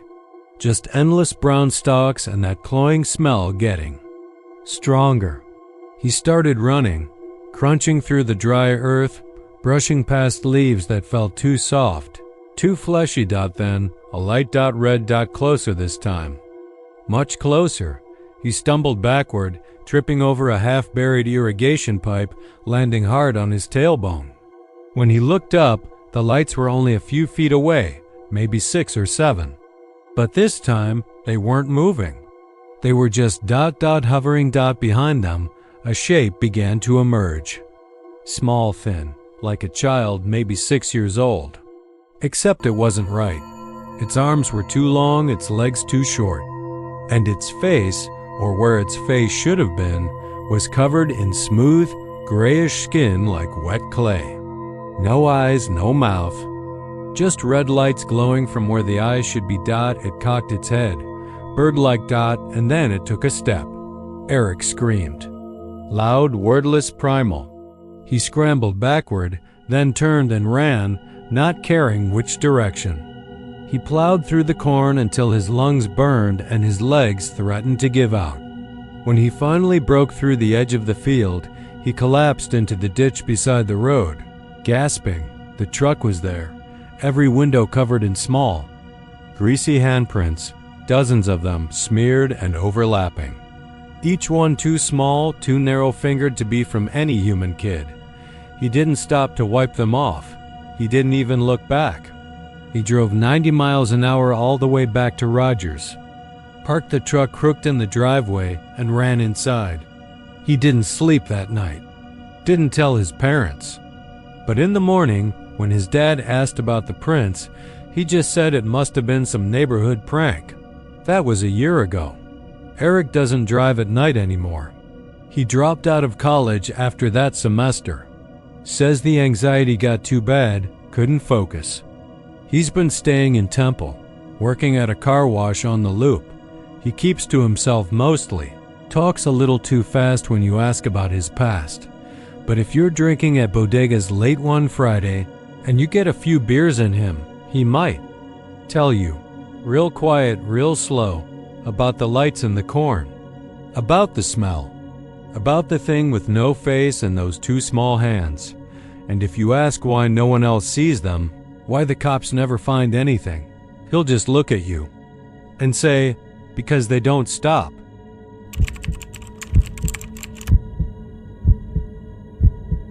It started just after midnight, somewhere out along Highway 118, maybe 20 or 30 miles north of Terlingua. August heat pressed down like a wet towel, and even with the windows cracked, Lonnie Hawley couldn't get any real air in the cab. He'd been driving long hauls for close to 15 years, the kind of backroad deliveries the big rigs didn't bother with generators. Well equipment, boxes of sealed medical supplies, sometimes into the oil fields, sometimes to desolate. Little ranches you wouldn't see on a map unless you squinted. He liked the silence, the emptiness of those desert highways, especially down near Big Bend, where the Chihuahuan scrublands rolled like sleeping giants beneath a sky blacker than ink. At night, there were no headlights, no gas stations, no signs of life but his own. Reflection in the windshield and the pale red taillights flickering behind his trailer. The CB radio was more company than anything else. Sometimes a little chatter from other drivers, sometimes just static. He kept it tuned to channel 19 out of habit, but now and then, when the loneliness got too loud, he'd flip through the dials. For voices, any voices, truckers, ranchers, ghost chatter bouncing across the mountains. It made him feel less alone out there. That night, though, something caught him on a frequency he didn't remember ever using. He was idling near a wide pull-off by a rusted-out windmill, rolling a cigarette with shaking hands, the kind of jitter you get after too much coffee and too little sleep. He reached for the dial, spun it absently, and then froze when the static broke. A voice, sudden and sharp, cut through like a knife to the brain. Repent, the fire shall cleanse the dust. Repent, you children of rot. It was male at first, or it sounded male. Southern drawl twisted into preacher cadence, something like an old Baptist revivalist screaming from under a tent. But there was something off about it. The voice cracked like splitting wood halfway through a word, then smoothed again unnaturally, like a tape being slowed and sped up without warning. Lonnie leaned in, flicked the volume lower, his breath going shallow. The voice kept going. For the earth is a worm-eaten altar, and the Lord shall return to stomp the skulls of the unbelievers. Then laughter. Long, wheezing, wet laughter starting human, ending insect. Lonnie slammed the dial off and stared. Into the windshield. The heat shimmered on the blacktop, though it was past 90 degrees even at night. His hands were sweating. He looked down and realized the cigarette was burning a hole in his fingers. He tossed it out the window and sat there, staring at the blank CB screen like it might blink back on. He didn't sleep that night. Just drove. The next night, the broadcast. Came again. Same voice. Same pitch changes. He wasn't even trying to find it this time, just passing through a wide curve near Black Gap, the radio crackled by itself. He reached for it instinctively, and suddenly the speaker exploded to life. The blood of the saved shall boil, the teeth of sinners shall grind in dust. The desert remembers. The desert speaks. The truck wobbled as he swerved. He could have sworn for a moment the headlights hit something in the middle of the road. A shape, pale, bent, human-shaped but wrong, limbs too long, face too flat. By the time he stopped, there was nothing. He stayed parked for nearly an hour before moving again. Knuckles white on the wheel dot later that week, he told Mike Brindle another. Local hauler who made runs down from Marfa, and Mike didn't laugh. Just nodded slowly, looked out at the desert like it might overhear. Been hearing that too, Mike muttered. 3 times now. Always same voice, same frequency. You check it? Lonnie hadn't. He never looked. Just turned the dial and tried to forget. Mike said he'd written it down .66.6 MHz. There was no such thing. CB radios didn't even reach that frequency. That was down in the VHF range, well below what Lonnie's set should pick up. It was impossible. But the next time he heard it, he checked, and there it was, glowing red on the digital dial like a wound in the blast. 6. The broadcasts became more frequent after that. Always late at night, always in the same stretch of desert. The preacher's voice growing more distorted with each message, each sermon more violent, more insane. Sometimes Lonnie heard other voices layered beneath the main one. Whispers that didn't match the tempo. Children sobbing. A woman singing in Spanish slow and mournful until she suddenly started screaming. He tried changing trucks. Different CB, different route. Nothing helped. Once, just outside Study Butte. He parked and turned the radio off completely, pulled the fuse to kill the power. But at exactly 12:06 a.m., the speaker crackled back on, fuse still in his hand, and began another tirade. The town burned because it forgot. You will burn because you listened. The desert was silent around him. No wind, no bugs. Just the soft hum of something buried beneath the sand, like a machine turning gears under the earth, and then the laughter again. After that, he started seeing things, not just road hallucinations. Real things. Signs. Old wooden signs nailed to mesquite trees or rusted posts off the highway. He swore they weren't there before. Weathered boards with scorched edges, painted in hand-lettered script. Blessed are the dead. Sing, O dust, for the end is near. The desert does not forgive. He even tried to take a picture of one. Pulled out his phone, snapped it. But the screen just showed static. Not a blurry photo static, like a television caught between stations. When he went back to show Mike, the signs were gone. It got worse. Late one night, he was hauling a busted water pump down to a mining outfit near Lajitas. And he made the mistake of answering the voice. It had been going on for maybe 5 minutes. Another twisted sermon about the 13 mouths of the Lord, and the black well beneath the chapel, and something in Lonnie broke. He grabbed the CB mic and hissed into it, "Who the hell are you?" Silence. Then, clear as day, "You know me." The radio exploded in a burst of static and a high-pitched tone that made his ears bleed. Literally, blood trickled down his neck. His nose started.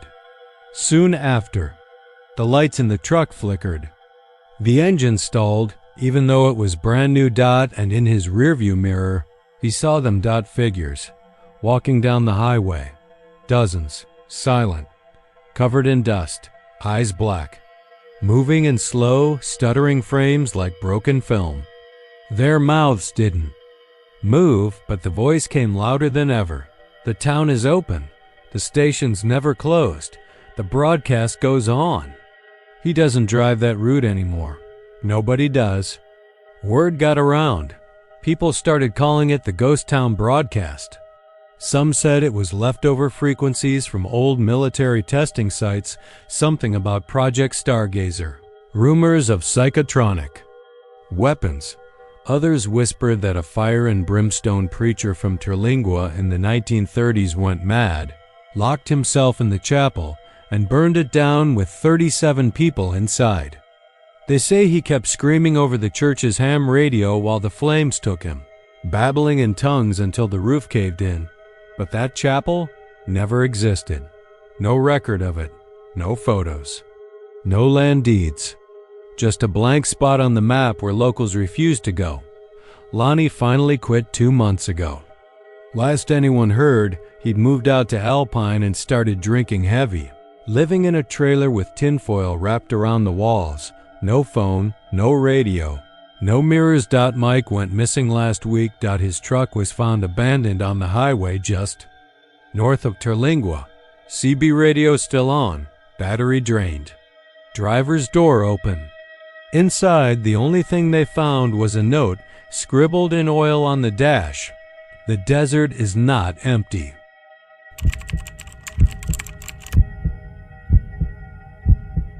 They say the devil's backbone stretches like a spine of ancient stone across the hill country, a rugged ridge of limestone and scrub brush that's baked in the heat and soaked in blood and ghost stories. Ranch Road 32 rides it like a black ribbon, narrow and cracked and winding, just enough to make your stomach flutter if you take it too fast. Locals don't drive that stretch after dark unless they have to. And even then, most keep their eyes dead ahead and say a little prayer when they pass through the switchbacks near Fisher, where the hills drop off into nothing and the stars feel a little too close. They say the Watcher comes out just after sunset. I grew up in San Marcos, about 20 minutes east, and like most kids who hear the stories young, I thought the Watcher was a load of crap made up to scare teens out of drinking on the cliffs. But the older I got, the more pieces I collected. A cousin who swore he saw a man in a tan suit standing on the center line at 2 a.m., right outside Wimberley, motionless as a statue. A gas station clerk who once told me, unprompted, that she saw something in her mirror one night on her way home from Blanco, something tall and wrong and watching her too closely. And there were the accidents, always in the same curve, always at the same time of night. Then came 2019. I was 34 and working in Austin, a late-night radio DJ for a classic rock station no one under 50 listened to. I lived out near Driftwood on a small plot of land left to me by my grandfather. Most nights, I drive home around 2 in the morning, taking RR12 down through Wimberley and cutting across Ranch Road 32 to get back to my place. It was faster than I-35, and the only traffic I ever saw was the occasional deer or long haul truck trying to save a few minutes. It was August 13th. I remember that clearly because it was the day before my birthday, and Texas was in the middle of one of those dry spells where the air feels like it wants to peel your skin off. The night was thick, the kind where the darkness doesn't feel empty but full, like something's pressing in from all sides. I just come off the air, sipping warm gas station coffee and trying to keep my eyes open. The road was empty. Number. Tail lights, no headlights coming the other way, just the soft hum of the engine and my low beams cutting a tunnel through the dark. I hit the stretch of the backbone near the drop-off, the part where the road narrows and the guardrails are too low and too rusted to feel safe. That's when I saw him. In my rear view, clear as day, a man standing dead center on the yellow line. He was tall, 6'5", maybe more.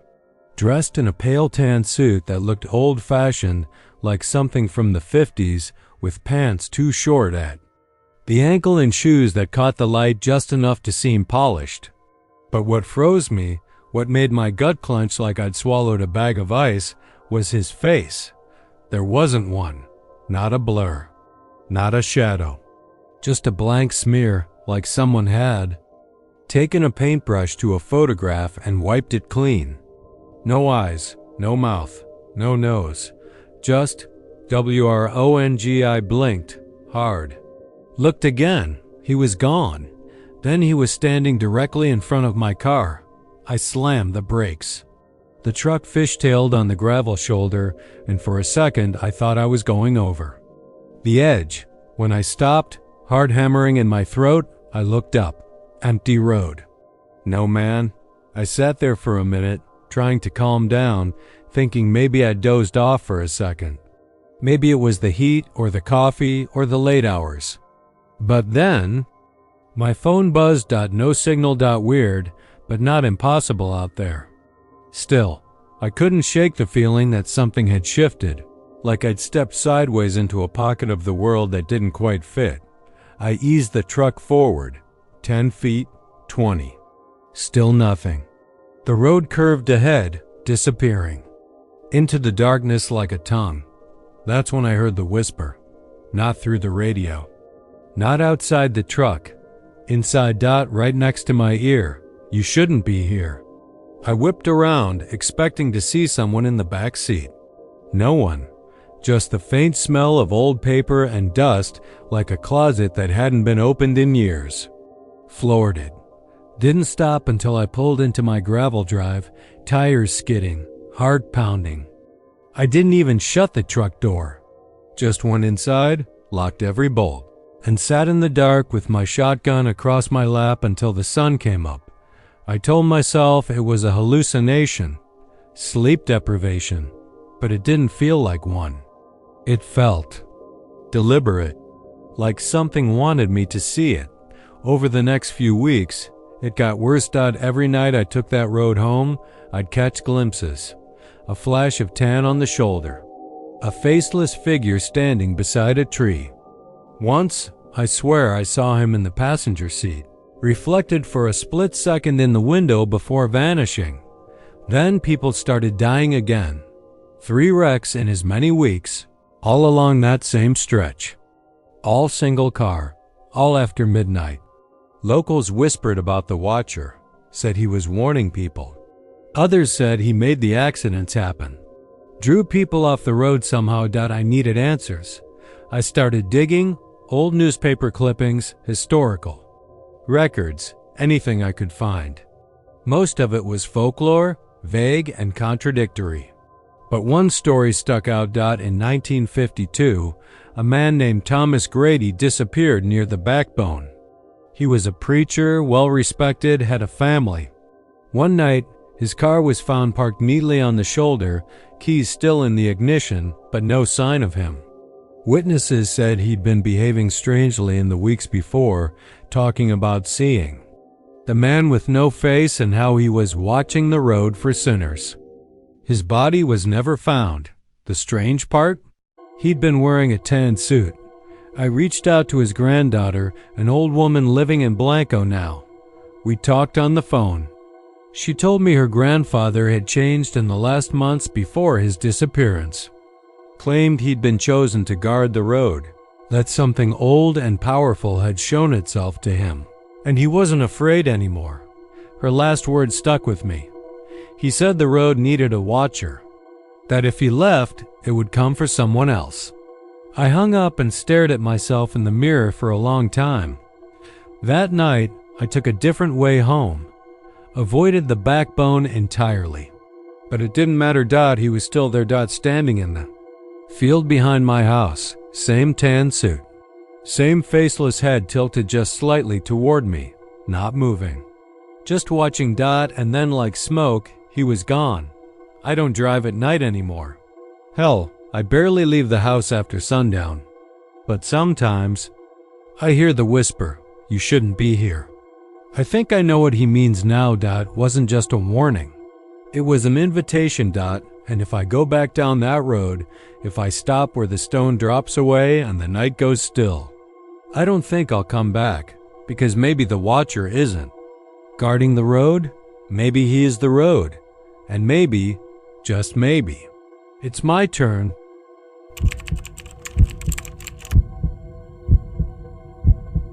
It was one of those muggy East Texas nights where the air sat thick and heavy on the windshield, and the pine trees lining the back roads loomed like sleeping giants. Mitchell McCrae had been driving east along a stretch of FM 225 somewhere near the outskirts of Nacogdoches. He wasn't sure exactly where. That part of the piney woods had a way of folding in on itself. Towns bled into each other. Cell service flickered out like a bad memory, and the road signs got fewer the deeper. You went. Mitchell had been out that way for a job interview in Lufkin, some welding gig with a logging outfit, but it ran late. And now it was past 1 in the morning, and the only company he had were the frogs hollering in the ditches and the faint hum of his engine. He wasn't tired, but he was uneasy, the kind of low-down discomfort that sits in your ribs when something ain't quite right. Maybe it was the fact that the FM road he thought he knew suddenly looked unfamiliar, or maybe it was how his radio started cutting in and out, picking up distant preachers shouting and static about the fire below. But what really twisted that unease into dread was when he saw the tunnel dotted rose out of the ground like something vomited up by the land itself, a rounded arch of red brick, thick with vines and streaked black with water stains. He'd driven this way dozens of times in his life, and never once had there been a tunnel. East Texas didn't have tunnels. That was the kind of thing you found in cities with subways, not out here where the most advanced infrastructure was a Dairy Queen and a flashing four-way stop. But there it was, real as daylight, squatting across the road like a wound in the earth. Mitchell slowed his truck. The headlights spilled across the face of the tunnel, illuminating the brickwork. It looked old, older than anything around, like it had been built before the war, maybe even before electricity. Moss clung to the sides, and the entrance was wet, like it had just rained inside it. The weird thing was, the air around it wasn't cooler like you'd expect near something underground. It was warmer, and it smelled wrong. Not like mildew or wet dirt, but like burnt hair and copper. He should have turned around. Any sensible man would have. But Mitchell was stubborn, always had been, and some part of him. That same part that used to climb trees too tall or chase. Coonhounds too far told him this was just a tunnel, and he wasn't about to let some eerie backwoods structure spook him. So he drove in. The inside swallowed the light. Even with his high beams on, the tunnel seemed to stretch forever in both directions. The red bricks dripped with condensation, and water puddled along the cracked asphalt. The sound changed, too. His tires no longer hummed, they whispered. No echo, no wind, no frogs, just that whispering sound of rubber on damp stone. He checked the time. 1:06 a.m., noted it.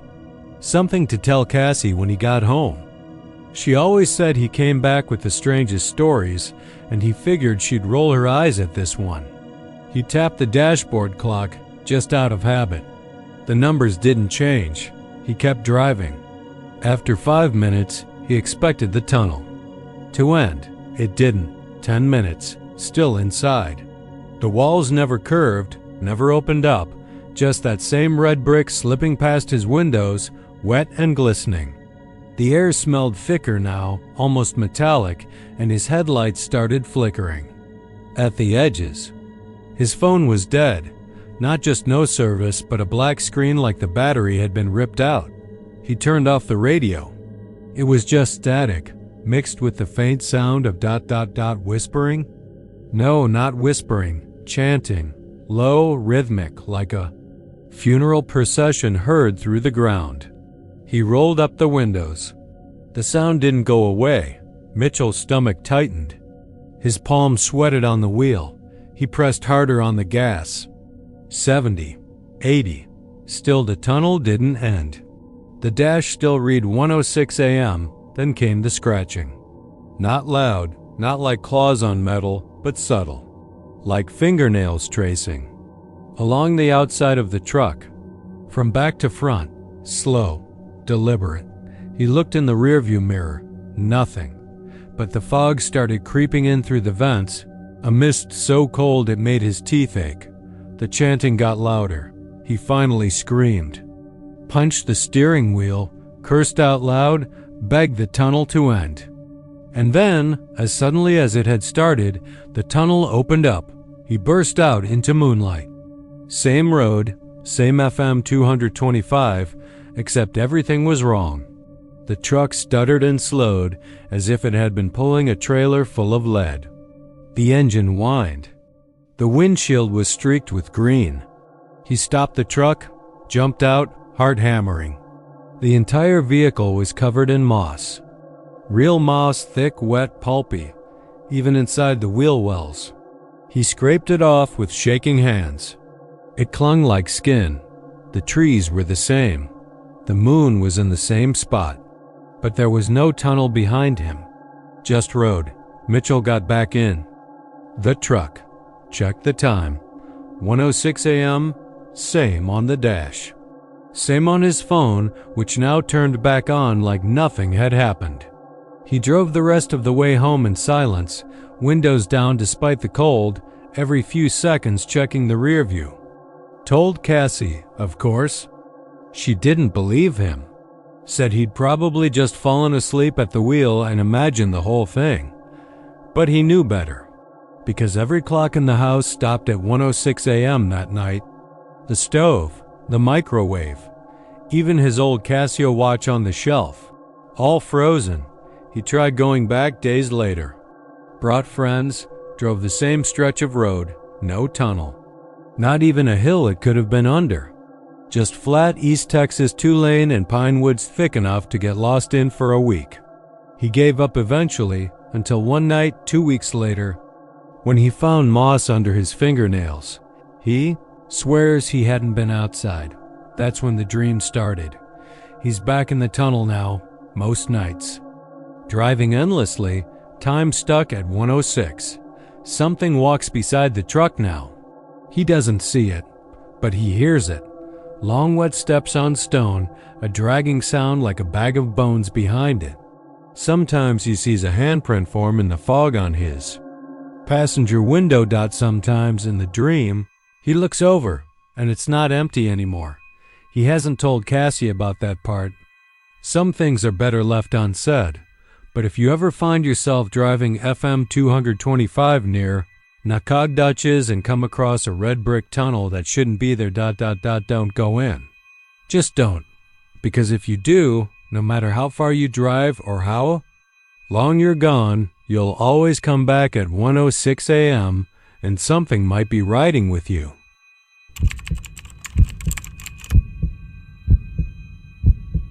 They show up most often in the stretch between San Ignacio and Laredo, just where US 83 dips closest to the Rio Grande and the radio starts fuzzing out. That long flat nothingness, mesquite scrub, ghost towns that never got born, and old cattle fences sunk in rust. If you've ever driven it at night, you know what I mean. The road feels endless, like it might unroll forever if you didn't stop. That's where the Laredo Loop kids appear. People started calling them that after a pattern started to form. First, there were whispers at the truck stops and diners, the Ranch House Cafe, El Pinto, that weird unlit Exxon with the flickering sign. All-night truckers and late-shift oil field workers started swapping stories. 2 kids on the shoulder. Always the same place, roughly 5 miles north of the loop into Laredo, just past the broken billboard for Estrella Boots. A boy and a girl. Could be siblings. 10, maybe 11 years old. Clothes like they came from a thrift store or a church. Play suspenders, button-up shirts, a pale blue dress, scuffed black shoes. The girl has a bow in her hair. It never moves, even when the wind is up. They don't flag down every car.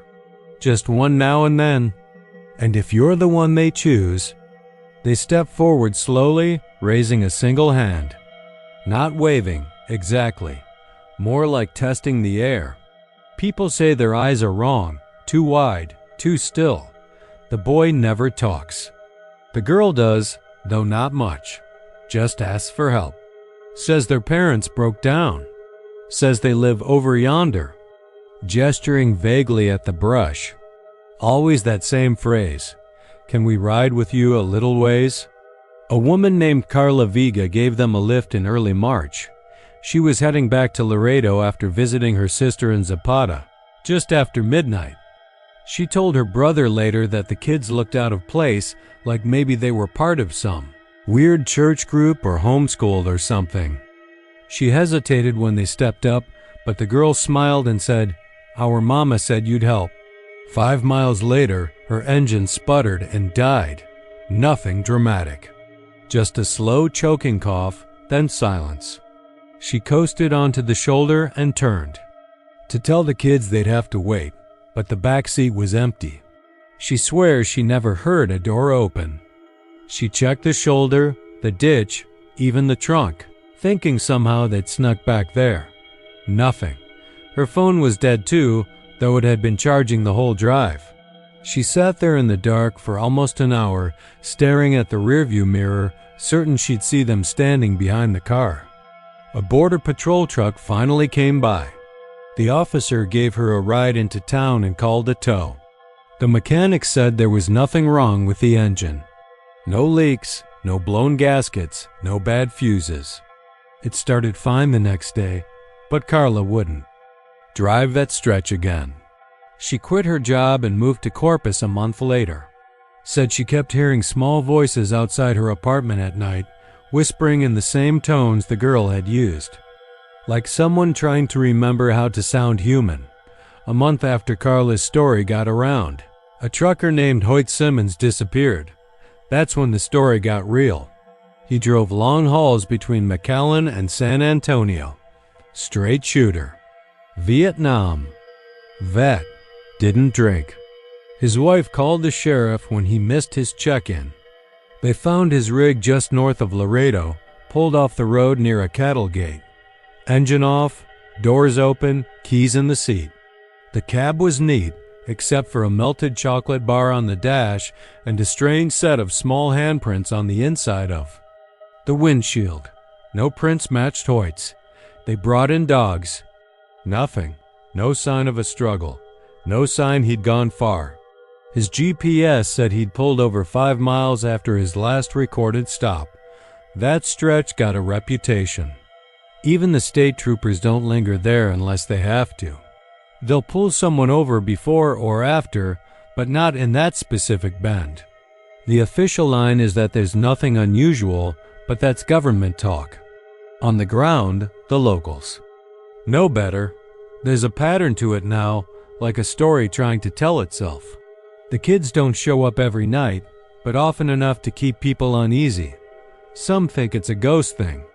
Others say it's something older, desert spirits maybe. There's a lot of bad history in that part of Texas. Blood trails, slave, roots, native raids, and old mission graves half lost under the scrub. Things grow quiet out there for a reason. The most chilling account came from a guy named Justin Herrera, a mechanic from Carrizo Springs. He was driving back from a fishing trip at Falcon Lake, middle of the night. He hadn't even heard the stories, said he worked too much to follow local legends. But he saw them, said they looked solid as any real kid. He pulled over, cracked his window, and the girl came right up and said, "We need help, just a little ways." Something about her voice made his skin crawl, too flat, like she was mimicking a line she didn't understand. He told her sorry, that he couldn't stop, and drove on. He made it 2 miles before he started to smell something sweet and rotten in the car, like dead fruit. Then the engine began to knock. Then sputter. He coasted to a stop. Popped a hood. Nothing obvious. When he got back in, the smell was gone. But on his windshield, someone had written the word WHY in the condensation. He drove with the windows down all the way home, heart pounding like a drum. He's the one who said, "They're not kids. They look like kids, but they're not. They don't know how to be." A week later, someone painted a warning on the billboard near the bend. Big red letters, "Don't stop for the kids." It lasted 3 days before it got scrubbing. No one knows who did it or who cleaned it. You might think it's just stories, the kind small towns build when there's nothing else to talk about. But ask the tow truck guys or the county deputies. Ask the motel clerk who found muddy kid-sized footprints in the hallway one morning, even though no kids had checked in. Ask Hector Ramirez, who runs the night shift at the Shell station near the Loop. He was out back changing the trash when he heard a soft knock on the dumpster. He looked over and saw the girl standing there, barefoot, dressed clean but old-looking. She didn't blink, just said, "You saw us, didn't you?" He said his knees buckled. He couldn't move. She walked backward into the mesquite and was gone by the time he could stand. He quit a week later, and that missing trucker, Hoyt, his. Wife said something strange when she packed up and moved north. She told her neighbor that Hoyt had been having dreams for weeks before he disappeared. Said he kept waking up, talking about 2 kids watching him from the roadside. Not chasing, not threatening, just standing, watching. He told her one night that he thought he'd seen them years ago when he was a boy on the same road. They don't age, he whispered. They just wait. So if you're driving that stretch at night, keep your eyes forward. Don't slow down. Don't listen if you hear knocking or soft voices asking for help. And whatever you do, don't stop. Not for the kids. Not there. Not ever.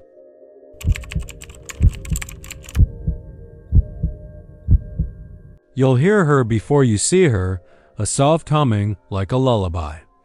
She walks barefoot along the roadside, dragging a doll. Don't stop.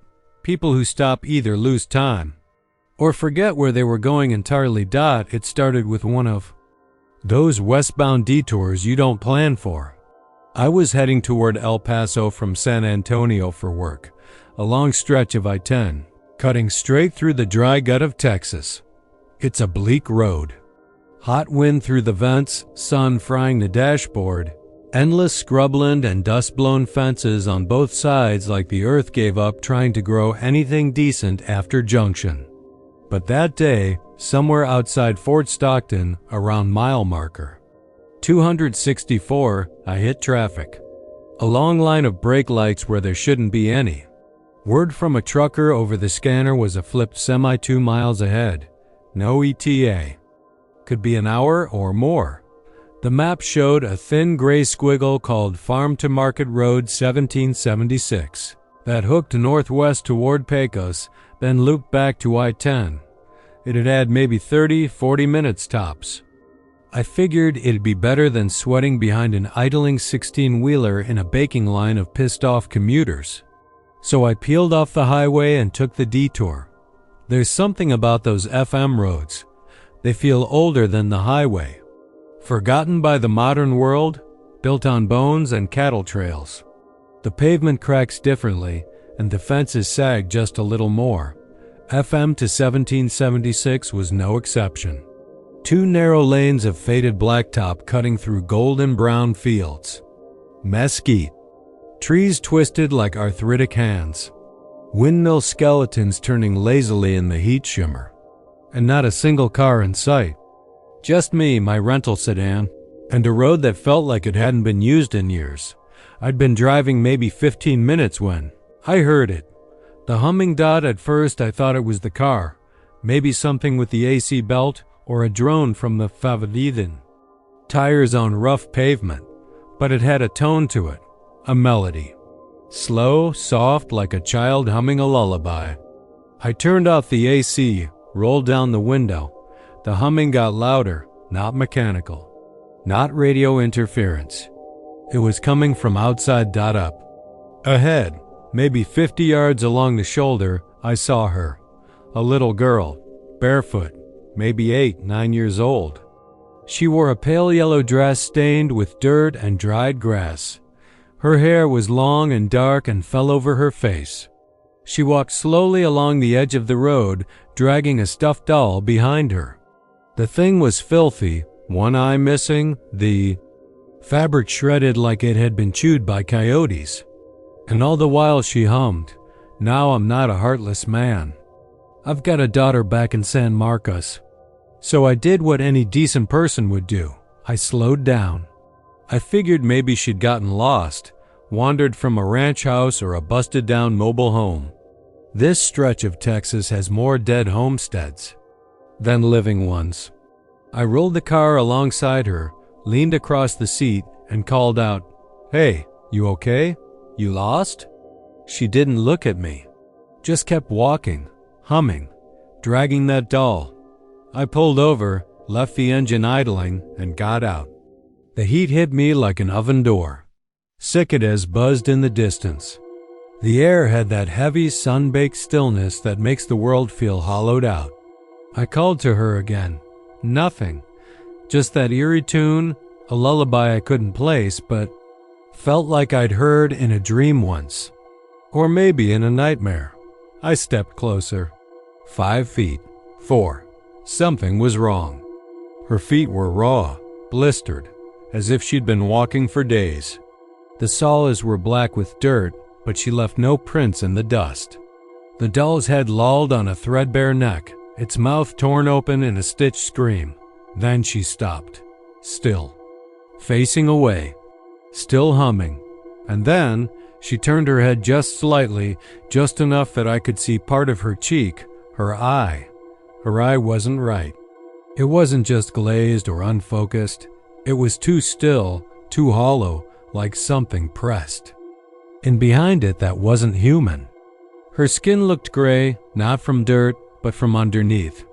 Like rot had started, but she kept moving anyway. And the humming, it was inside my ears now, behind them, burrowing. I felt it in the base of my skull like a drill. I took a step back. She stopped humming. Dead silence. The air around us thickened. I swear it, like syrup, like the humidity before a hurricane, even though there wasn't a cloud in the sky. She turned her full head then, and I saw her face. It wasn't a child's face anymore. Not really. It looked like a mask of a girl's. Face stretched over something older, something furious. Her mouth twitched, then opened. "You don't belong here," she whispered. I don't remember getting back in the car. I just remember the door slamming, the engine roaring as I gunned it back down the road. The rear view showed her still standing there, humming again, only now it sounded louder. The kind of loud that echoes inside your own thoughts, not outside. Your ears. I drove fast. Didn't look back again. The sun dipped low and shadows started to stretch. I figured I'd hit Pecos in another half hour, reconnect with the highway and shake it off. But then, something didn't feel right. The same stretch of road again, same twisted trees, same rusted out fence post leaning like a drunk. I looked down at the dashboard clock, 4:32 p.m. I drove for 20 minutes more. 4:32 p.m. The sun hadn't moved. The shadows hadn't changed. I passed the same dead jackrabbit on the shoulder twice. And then, far ahead, her silhouette again. Humming. Somewhere. Between the third and fourth pass, I started screaming, punching the steering wheel, tearing at the map. I tried turning back. I tried cutting across the grass. I even tried stopping the car and walking, but when I looked around, the landscape warped, trees blurred into each other, fences flickered in and out like bad reception on an old TV. The road was the only thing that stayed solid. And her, I drove until the gas gauge dipped toward empty, and then, without warning, the road opened. FM to 1776 ended. Just like that. I popped out onto a busy intersection outside Pecos, surrounded by cars and gas stations and fast food signs. The sun was lower now. 7:08 p.m., 3 hours gone. My hands were shaking. My shirt was soaked. I pulled into a Shell station, filled up, and sat there staring at my own reflection in the side mirror. The next day, I filed a police report. The trooper looked tired and unimpressed. Said folks get lost out there all the time. Heat stroke, dehydration. Maybe I imagined it, but a mechanic in town heard me telling the story and asked if I saw the humming girl. That's what he called her. Said his cousin saw her too, back in '94. Same road, same song. Woke up 2 days later in a ditch near Balmorhea with no memory of how he got there. Locals have stories. They say she's from a ranch fire back in the 40s. Whole family burned up. She was the youngest. Went out looking for her mama with her doll and never came back. Some say she's still looking. Others say she doesn't want to be found. She wants you to stop, to look at her. Because if you see her fully, if you hear the end of the lullaby, something in you slips loose. You don't remember why you were driving, or where you're going, or what your name is. Just road, just her, forever. I still have the car rental invoice. It shows a mileage that doesn't add up. An extra 70 miles unaccounted for. And the odometer read the same when I returned it as when I first took the detour. They asked if I wanted to pay the difference. I just laughed. I don't take FM roads anymore. Don't drive after dark. And sometimes, when I close my eyes, I still hear her dot humming.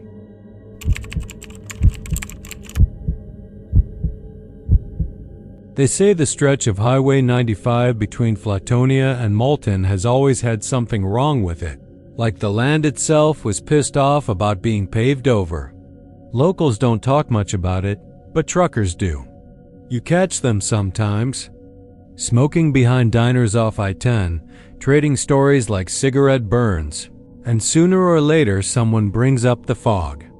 Most laugh it off, say it's just heat meeting cold, or cow shit mixing with low pressure systems. But the ones who've driven through it, really driven through it, never laugh. The fog doesn't roll in like normal weather. It doesn't drift. It appears. 1 minute it's clear Texas blacktop, scorched, cracked, humming with locusts, and the next, the whole world goes white, like somebody pulled a sheet over your windshield. And it's always quiet, dead quiet. Even with your windows down, no bugs, no birds, no sound of wind. Just your tires crunching gravel that shouldn't even be there. I didn't believe in any of that shit until last October. It was late, just after 2 a.m. I'd been driving from Austin back to my hometown, Cuero, after helping my sister move out of a bad marriage. I was tired, pissed off, and trying to beat the rain that had been threatening all day. I took the back roads because the interstate was jammed up near Schulenburg. I'd driven this way 100 times. Highway 95's the kind of road that feels empty even in daylight, barbed wire fencing, flat fields, the occasional broken down tractor halfway to rust. No street lights, just moonlight and the red glow of your own brake lights. About halfway between Flatonia and Moulton. That's when the fog started. It didn't roll in like a normal front. It blinked into existence. One moment I was passing a dried up creek bed and thinking about coffee. The next, my headlights hit a white wall. Not mist, not haze. I'm talking full-on blinding fog, thick like cotton soaked in milk. I slowed down fast, almost hit the ditch trying to find the shoulder. My brights didn't do a damn thing. They just bounced off the fog and made it feel like I was inside a cave. At first, I thought maybe a fire was burning somewhere, maybe a hay bale or old field house went up, but there was no smell, no heat, no sign of flame, just this cold, wet blanket pressing against my truck. I kept driving. Stupid, I know, should have pulled over. But something about the fog made stopping feel worse. Like if I stopped, it would get inside. I crept forward at maybe 15 miles an hour, both hands white-knuckled on the wheel, squinting for any sign of the road. That's when the lights started. They weren't headlights. I would have seen beams, patterns, maybe tail lights up ahead. These were different. Dim, pulsing, almost blue. They hovered above the ground like lanterns strung from invisible poles, flickering as if caught in a breeze I couldn't feel. Sometimes they blinked, disappeared, then reappeared a few feet away, like they were circling me. Then came the voices. At first, I thought it was the radio. I reached down and shut it off, but the voices didn't stop. They were low, muffled, like someone talking through a wall. Not one voice either. Many, dozens maybe. They murmured things I couldn't quite catch, but I swear to God, some of them were saying my name. Daniel. Danny. Daniel. My hand shook on the wheel. I was wide awake now, heart punching through my ribs. I rolled up the window, locked the doors without thinking. It felt childish, but it was the only thing I could do. The road was gone. The fog was absolute. I checked my phone, no signal. No GPS. Just that little spinning wheel, mocking me. Then I saw her. She stood right off the side of the road, maybe 10 feet into the fog. I caught her in the corner of my eye. A woman, thin, in a pale blue dress that didn't look modern. The kind of thing you'd see in an old photo, before color was common. She wasn't moving, just standing there, head tilted slightly, watching. I hit the brakes, and my truck shuddered. When I turned to look straight at her, she was gone. I should have backed up, turned around, anything. But something about the moment locked me in place. Like the fog wasn't just around me, it was inside me. I felt cold behind my eyes, like fingers pressing into my brain. The road curved slightly ahead, and as I turned, more of them appeared. Figures in the fog. Some standing, some kneeling, some moving in that slow, jerky way you only see in old film reels. They didn't wave, didn't run, just watched. I swear I saw a man hanging upside down from a tree that hadn't been there a second before, his eyes white, his mouth open too wide like it had been carved that way. That's when I saw her again, closer now, dead center in the road, and I recognized her. It was my mother, dead 10 years. Same nightgown she wore the night she passed. She was smiling. Not the way she smiled in life. It was wrong, too wide and all teeth. I slammed the brakes and skidded hard, the truck fishtailing just enough to send me into the shoulder. I blinked, and she was gone, but not really. Because now I could hear her voice in the fog, soft, crooning, a lullaby she used to hum when I was sick. I started crying without knowing why. I hadn't cried in years, and then the fog began to move. It didn't clear. It shifted, thick tendrils pulling back like curtains. And there, in the middle of what had been flat roadside grass, was a house. Not a new one. This thing was rotting. Roof caved in, door hanging by a hinge, porch sagging like a tired spine. But it was my childhood home. The house I grew up in, the one my father burned down when I was 15. It stood there, impossibly real, the same way I remembered it before the fire. Even the swing on the porch was moving slowly, creaking, though there was no wind. I don't remember deciding to get out of the truck. One second I was gripping the wheel. The next, I was standing on the gravel shoulder, boots crunching softly. The air smelled like wet soil and old newspapers. I walked toward the house, step by step, like something was pulling a string in my chest. When I reached the porch, the door swung open on its own. Inside was dark. Not normal dark. It was like staring into ink. But the moment I stepped inside, I could see. The hallway stretched far longer than it ever had, narrow, distorted, with doors on either side that didn't belong. Some were made of iron, some of wood riddled with holes, others covered in what looked like old wallpaper patterns, curling and stained. Behind each door, I heard sounds, whispering, scratching, a child crying, something thumping in slow, wet beats. And down at the end of the hall stood a figure. Not my mother this time. It was me. But older, ragged, eyes hollow, skin stretched tight. He held something in his hand, a box cutter, I think.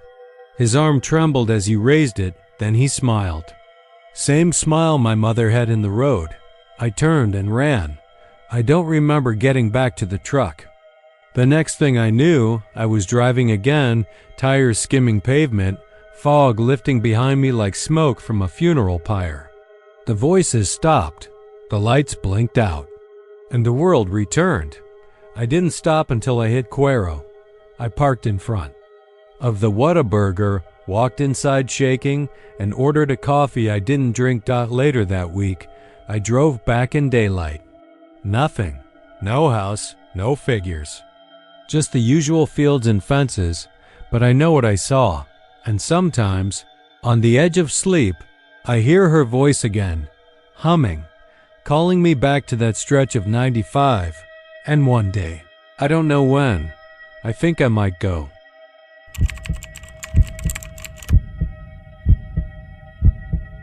It's a strange kind of quiet out there on 281 at night, not peaceful, not serene.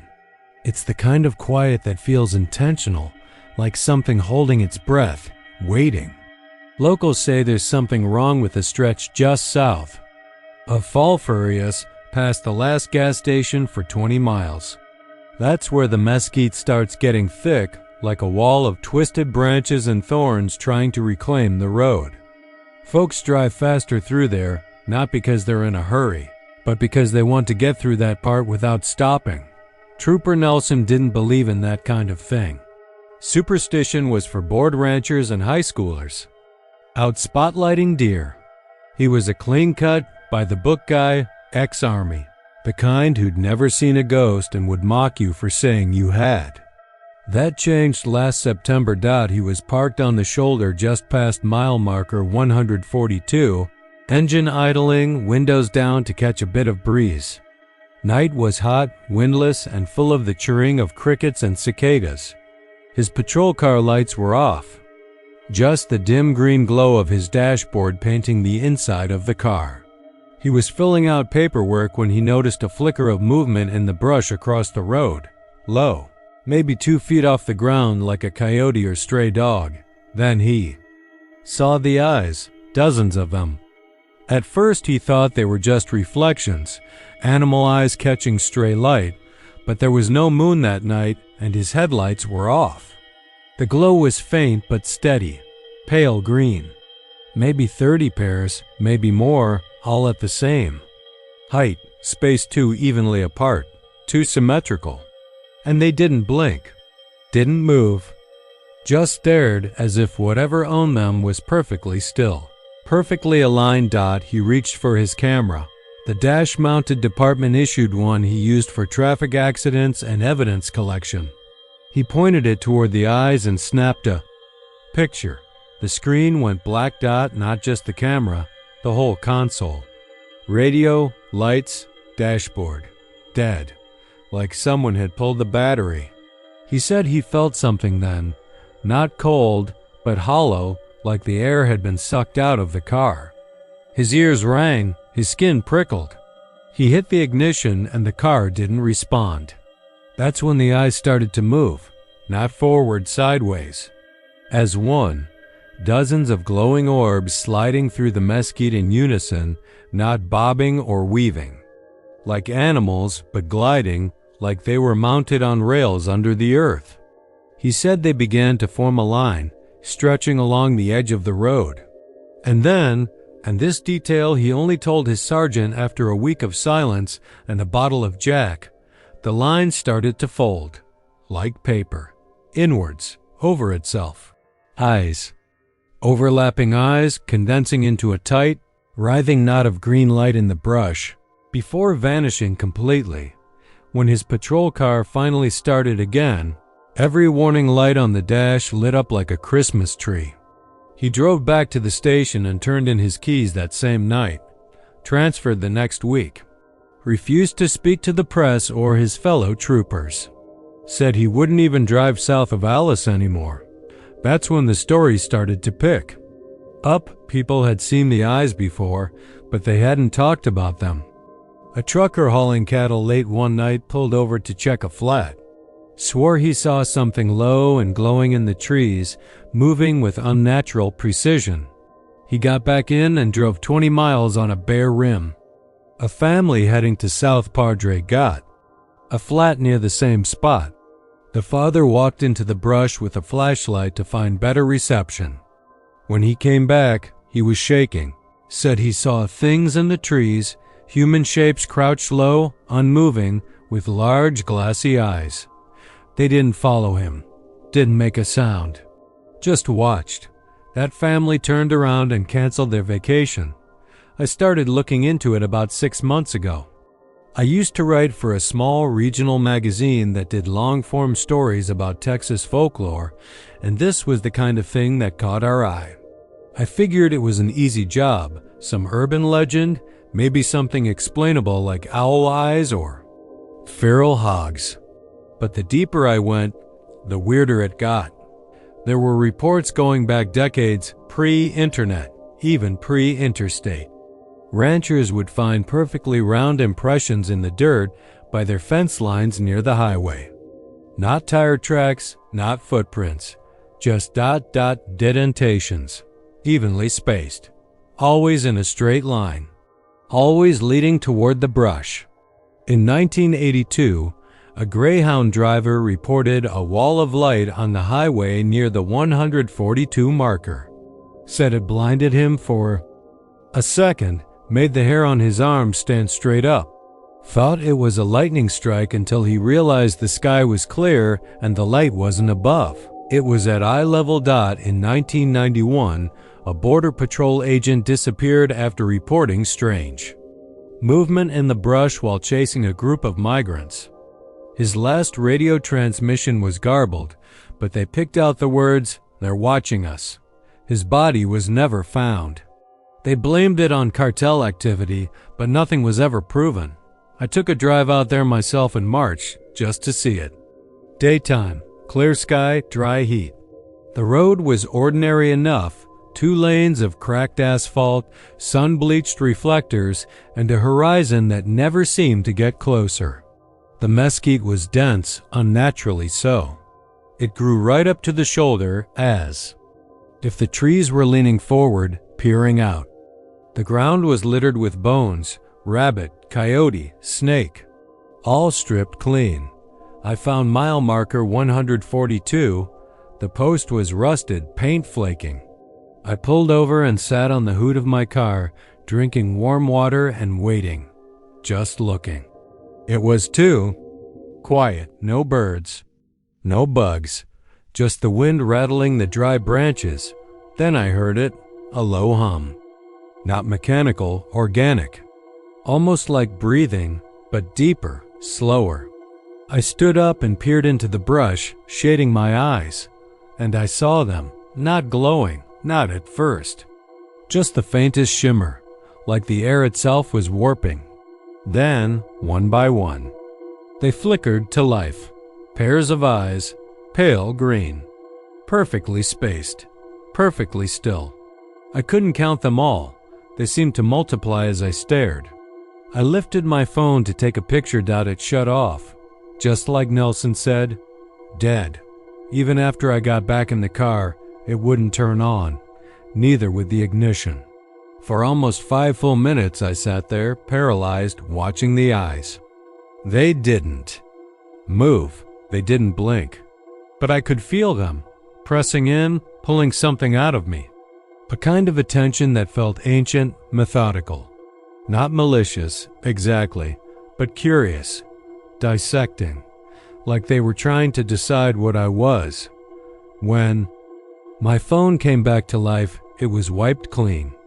No photos, no apps, just the factory reset screen. I drove back to San Antonio without stopping once. Spent the night in a motel off I-35 and didn't sleep. I haven't told anyone officially. There's no one to report it to. The local police won't talk about it. Troopers dismiss it or change the subject. The county land records around mile 142 show a strip of unclaimed land about 100 yards wide and 2 miles long, right where the mesquite thickens. No title, no owner, no history. Just a blank. I don't know what they are. I don't think they're ghosts or aliens or animals. They're not of anything we understand. They're watchers. And we've built a road through their land, split their territory in half with asphalt and tailpipes and gas fumes. They're not stopping us, but they're watching, and I don't think they like what they see.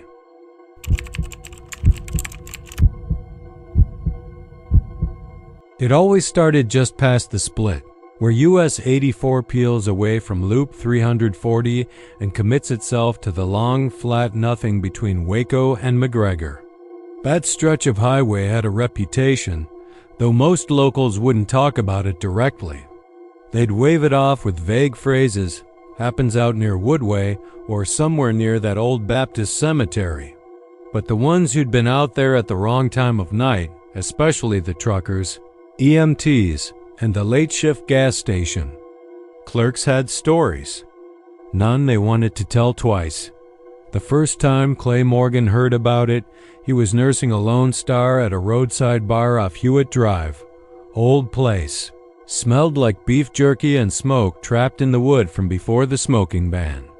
A tired-looking guy at the end of the bar, Hank, maybe. Or maybe not, told Clay in a gravel voice that his buddy had hit something out there a couple years back. Said it was big. Took out the whole front end of his rig, who'd crumpled like foil. But when he climbed down with his flashlight, nothing. Not even a smear. Clay had chuckled then, just a polite one. Local lore, he figured. He'd only moved to Waco the month before, fresh from a dead marriage and a dead-end job in Denton. Got a gig doing overnight delivery for a specialty parts warehouse. Waco to Midland, Waco to Austin, Waco to Temple. The runs blurred together, except when they didn't. He didn't. Believe in ghosts? Not really. But he believed in the things that happened at night when nobody was watching. It wasn't until November, almost Thanksgiving, when he got routed through US 84 westbound late. A traffic accident on I-35 had detoured everything south. Dispatch told him to cut across using the back roads, and that's how he ended up doing 65 on an empty highway past midnight. The dull hum of his van the only sound for miles. That stretch of 84 looked like any other blacktop laid flat against. The stubborn Texas soil, the occasional fencing wire, mesquite trees spaced like sentries along the edges. What little moonlight there was revealed the soft white glint of dead animal bones in the ditches, coyotes, deer, maybe even a dog once or twice. Roadkill wasn't rare out there. What was rare was when it moved. It started with his headlights, catching something low on the horizon. A smear, like a thick splash of crimson, dragged across the blacktop, maybe 50 yards ahead. His foot eased off the gas out of instinct. At first he thought it was just another deer or a hog those big. Bastards would wreck your suspension if you hit them full on. But this thing was wide, low to the ground, unmoving. The blood didn't look fresh, but it shined. More like oil than blood, slick and dark and glistening wrong in the light. Clay slowed to 35. Then 20. He could see the shape clearly. Now something in the road. It was too big for a deer, too lumpy and indistinct for cattle. The edges of it looked like ribs exposed, like they'd been torn out from the inside. Whatever it wasn't intact. It looked shattered. But there was no sign of another vehicle. No broken glass, no parts. Just that twisted steaming mound of gore in the center of the highway. The van coasted forward, his foot hovering over the brake. Then his headlights flickered. Just a second. A blink. Enough to raise every hair on the back of his neck. When they came back, the thing in the road was gone. No squeal of movement. No burst of speed into the grass. Just vanished.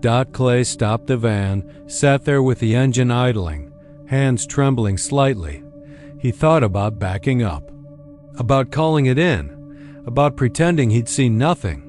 But something made him get out. The air was cold unseasonably, so and dry, and it smelled like metal. Not just blood, but copper, steel, rust, and something else. Ozone, maybe. Like the tang before a lightning strike. He walked around the front of the van, shining his phone's flashlight on the pavement. Tire marks. His, mostly, and something else. Scattered, chaotic lines like hooves, but wider, uneven. Some gouged. The asphalt, like whatever made them, was dragging something heavy. His flashlight caught a smear of what looked like oil near the edge of the road, but when he knelt down to touch it, his fingers came back dry. No animal. No blood. No bones. Nothing. He told himself it was nerves. Lack of sleep. Trick of the light. But when he got back in the van and turned off the cabin lights to check the dash cam, the footage showed. Nothing. No dark mass in the road. No blood. Just empty highway. clear as day. The footage had skipped right over the spot he'd seen the thing, as if that 10 seconds of road didn't exist. Clay drove on, but he never took that stretch again. Unless he absolutely had to. 2 weeks later, a college kid headed home for the holidays skidded off 84 not far from there. The cops said she'd swerved to avoid something in the road, flipped her sedan clean into a drainage ditch. They found her still belted in, unhurt, but babbling about a giant rib cage that had moved. More reports trickled in after that. An off-duty sheriff's deputy hit something that crumpled the front of his cruiser. Claimed it was bigger than a cow, with wet-looking fur. His dashcam failed too. A delivery driver for HEB called in a shaken report about hitting a man-sized possum, but when he circled back, there wasn't even a blood stain, just the stench. Always the stench. The city didn't investigate. No one wanted to admit something weird might be happening on a road they used every day. And besides, the thing never hurt anyone directly. Not that they could prove. Then came the night the church bus disappeared. It was returning from a youth lock-in in Abilene. Set to arrive around 2:30 a.m., the driver checked in at Sweetwater, then never made another call. GPS pinged their last location just outside of McGregor, somewhere along the Waco stretch. The bus was found 12 hours later in a shallow ravine, upright, untouched, engine still warm. No passengers. Inside, the driver's seat was empty. Every row behind it was smeared with long, dark trails like something heavy and wet had been dragged through, row by row. One of the windows had been shattered from the inside out. They never found the kids. Not a single one. After that, they put up new signage on the stretch. Caution, wildlife crossing. They repaved a section of the asphalt. Nothing changed. People still hit something. Still climbed out and found nothing there. Still smelled that stink like rusted steel soaked in blood and lightning. Clay finally quit the delivery job a year later. Moved to Amarillo. But he never forgot what he saw. Not just the thing in the road, but what he dreamed that night afterward. In his dream, he wasn't in the van. He was beneath the highway, lying in some foul pit below the earth. Above him, hundreds of tires screamed and squealed over his head, their sounds distant and muffled by the dirt. Around him were bones countless. Bones too many to name. And something was crawling between them. It had ribs like a horse and eyes that glowed dull orange. Not bright, not menacing. Just watching, waiting. The next morning, Clay woke up with dried blood under his nose. He hadn't felt the nosebleed during the night. His sheets were soaked through. Sometimes when he drives at night now, even far. From Waco, he swears he hears the crunch of something under his tires. Something soft, wet. He doesn't stop anymore. Doesn't look back. No one should, because the Waco stretch doesn't forget. It remembers every strike, every tire that rolled across something unseen. It collects them, stores them somewhere beneath that dark, cracked ribbon of Texas road. And one day, Clay thinks it won't be enough to be hit and disappear. One day, it'll hit back.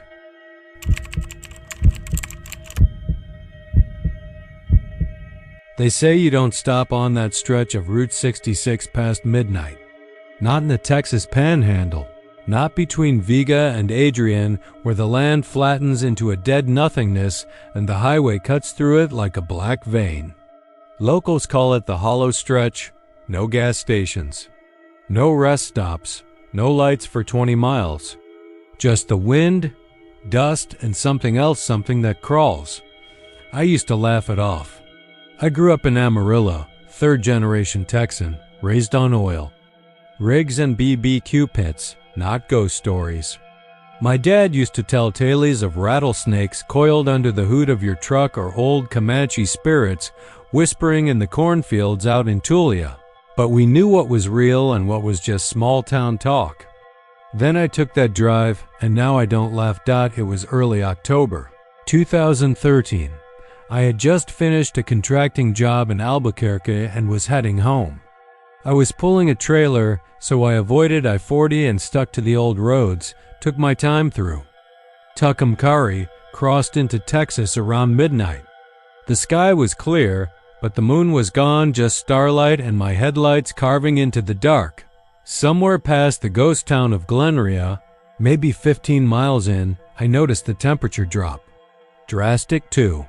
1 minute I had the window cracked, listening to the soft hum of tires on asphalt and enjoying the warm desert air. The next, my fingers went numb on the wheel. I turned off the radio. There was this strange static in the background, a sort of low whisper beneath the music, like voices too far away to understand. When the music stopped, the whispering didn't. I passed a rusted sign half buried in weeds, "Welcome to Oldham County." That's when I saw him. At first, it looked like roadkill. A lump of dark mass about 50 yards ahead, right on the center line. I slowed, squinting through the windshield. It moved, not a deer, not a coyote. It dragged itself forward, elbows digging into the asphalt like anchor points. It was a man, or had once been. The figure was shirtless, or maybe his shirt was in tatters, hard to tell. The skin was pale, too pale for anyone who'd spent more than a few hours under the Texas sun. Both legs were gone from mid-thigh down, not just missing but gnawed, the edges dark and rotted like old meat. As I got closer, he raised his head, slowly, as if the weight of it was unbearable. I swear to God, his face wasn't right. No nose, just 2 gaping holes. No lips either, just a row of blackened teeth and a stretched grin that wasn't a smile. His eyes were milky, blind maybe, but they stared straight into my windshield. I slammed the brakes. My truck skidded, the trailer fishtailing slightly. The man or thing let out a sound I'll never forget. Not a scream. It was guttural, like 1,000 voices crying out all at once, words I couldn't understand. Not Spanish, not English, not anything I've ever heard. It made my ears ring and my stomach turn. He began crawling faster toward me, dragging his ruined body with impossible strength, leaving a dark smear on the road behind him. I reached for the flashlight I kept wedged between the seats. As soon as I clicked it on and the beam hit him, he was gone. Just gone. No trace. The smear, the sound, the figure all vanished like mist. I didn't sleep that night. I drove straight through to Amarillo, white-knuckled and sweating despite the cold. The heater in my truck refused to work the rest of the drive, no matter what I tried. I didn't tell anyone for a long time. Maybe I thought I was tired, hallucinating, but I started researching. Just little things at first, Reddit threads, old newspaper clippings, fringe forums. Then I found the first mention. A trucker's report from 1992, legless man crawling on 66, screamed in unknown tongue. Disappeared when light touched him. That exact phrasing. A few weeks later, a woman posted about a ghost soldier dragging himself across the road near Wild Dorado. She thought he was a vet, maybe from Nam, until he turned his head and she saw the face. She ran off the road and broke her arm. Said she never drove at night again. Then I came across a scanned document, part of a declassified military report from the 60s. Something about a failed experiment at an army base that no longer exists, supposedly out near Boys Ranch. They called it Project Prometheus. The report was incomplete, but one detail stood out.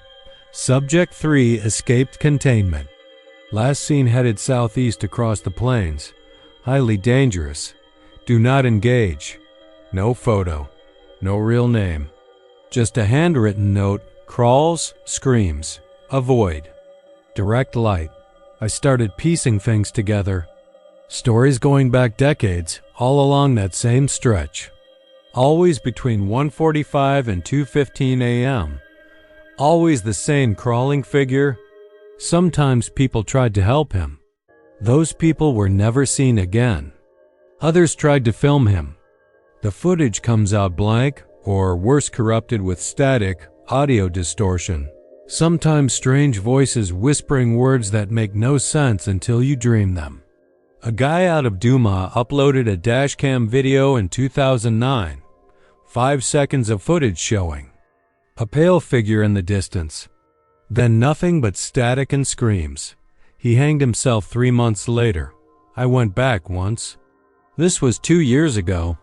I was with a guy named Charlie, an old war buddy who'd gotten into ghost hunting after his second divorce. We had thermal cameras, IMF meters, motion detectors, the works. We parked at mile marker 348 and waited. 1:52 a.m. Nothing. 1:59. Wind picked up. Dust swirling like mini tornadoes across the blacktop. Then the whispering started again. Just like I remembered. Charlie looked at me, pale as a sheet. "Do you hear that?" he asked. I nodded. Then the cameras went dead. All of them. Batteries full, brand new. They just shut off. We saw him at 2:03 a.m. Closer than before, maybe 30 feet. Same body. Same dragging motion, but his face had changed. This time it looked like Charlie. Same beard, same eyes. I froze. Charlie screamed and backed away. "That's me," he said. "What the hell is this?" I shone the flashlight again, just a quick burst, and poof dash gone. Charlie quit ghost hunting. Moved to Kentucky, won't talk to me anymore. Says he dreams of himself crawling toward a light that burns. I don't take that road anymore. I don't drive at night.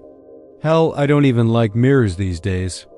Something about seeing your reflection twist into something else that stayed with me. They say the crawling man only appears if you're meant to see him.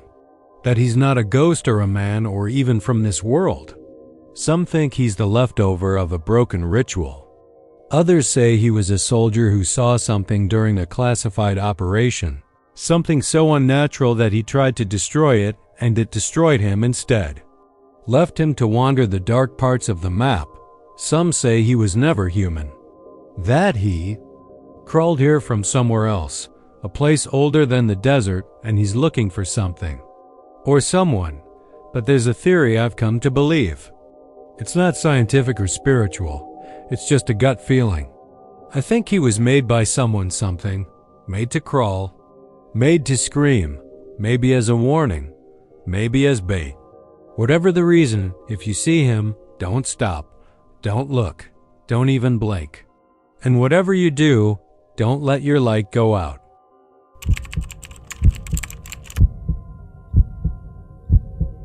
You ever driven down FM 1095 near Matagorda at night? I mean really driven it windows down, engine humming just above a whisper, and nothing but that long black ribbon stretching between the marshland and the Gulf air? Most people don't. Locals know better. They'll use the bypass or the coastal route even if it means an extra 15 minutes. But if you're not from around here and your GPS says it's the fastest way to get to Palacios or Port Lavaca, you just take it. That's what Tommy Phillips did one October night in 2016. He was hauling seed cotton from a gin up near El Campo, heading south, trying to make it to the barge docks before the next storm rolled in. Wind had picked up. You know how it gets out there, salt sticking to your windshield, radio static no matter the station, and that weird feeling like the land's holding its breath. Tommy had driven the road plenty of times before. Knew every curve, every old fence line and rusted out tractor left to rot in the grass. But that night, he saw something on the shoulder that made him take his foot off the pedal. An 18-wheeler flipped on its side. No hazard lights, no flares. Just there like it had been picked up and dropped by a careless god. The cab was crumpled like a soda can, trailer jackknifed, back wheels still slowly spinning and a haze of smoke drifting up into the moonlight.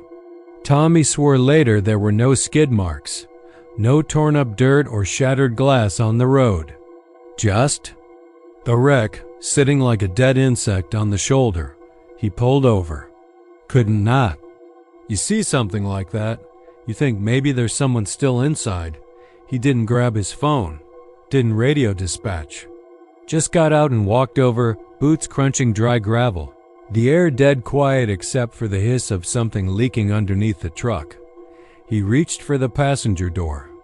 It didn't look right. The paint wasn't just scorched, it was melted, like the fire had started inside. He said he grabbed the handle, yanked, and then something grabbed back. He staggered, fell on his ass in the grass, yelling. The truck was gone, just like that. No sound, no fade out. 1 second it was there, the next he was staring at an empty stretch of shoulder. No sign anything had ever been there. Except for the handprint. Burned onto his forearm like a brand. 3rd degree, they said. But no blistering, no skin loss, just a black charred imprint of a human hand. No fingerprints. Too long in the fingers, too narrow in the palm. Tommy. Quit hauling the next day. Moved to Colorado. Doesn't talk about it anymore, except after a couple beers. He'll show you the scar if you ask, though. I only tell you all that so you understand I didn't believe it either. Not at first. Seemed like one of those highway ghost stories truckers trade like baseball cards. But then it happened to me. 2 years later, late November. I was coming back from Corpus after dropping my niece at her dorm. Took the wrong exit, ended up on 1095 by mistake. Should have flipped around, but I was tired and figured I'd just push through. It was about 1:40 m when I saw the truck. Same exact spot Tommy had described.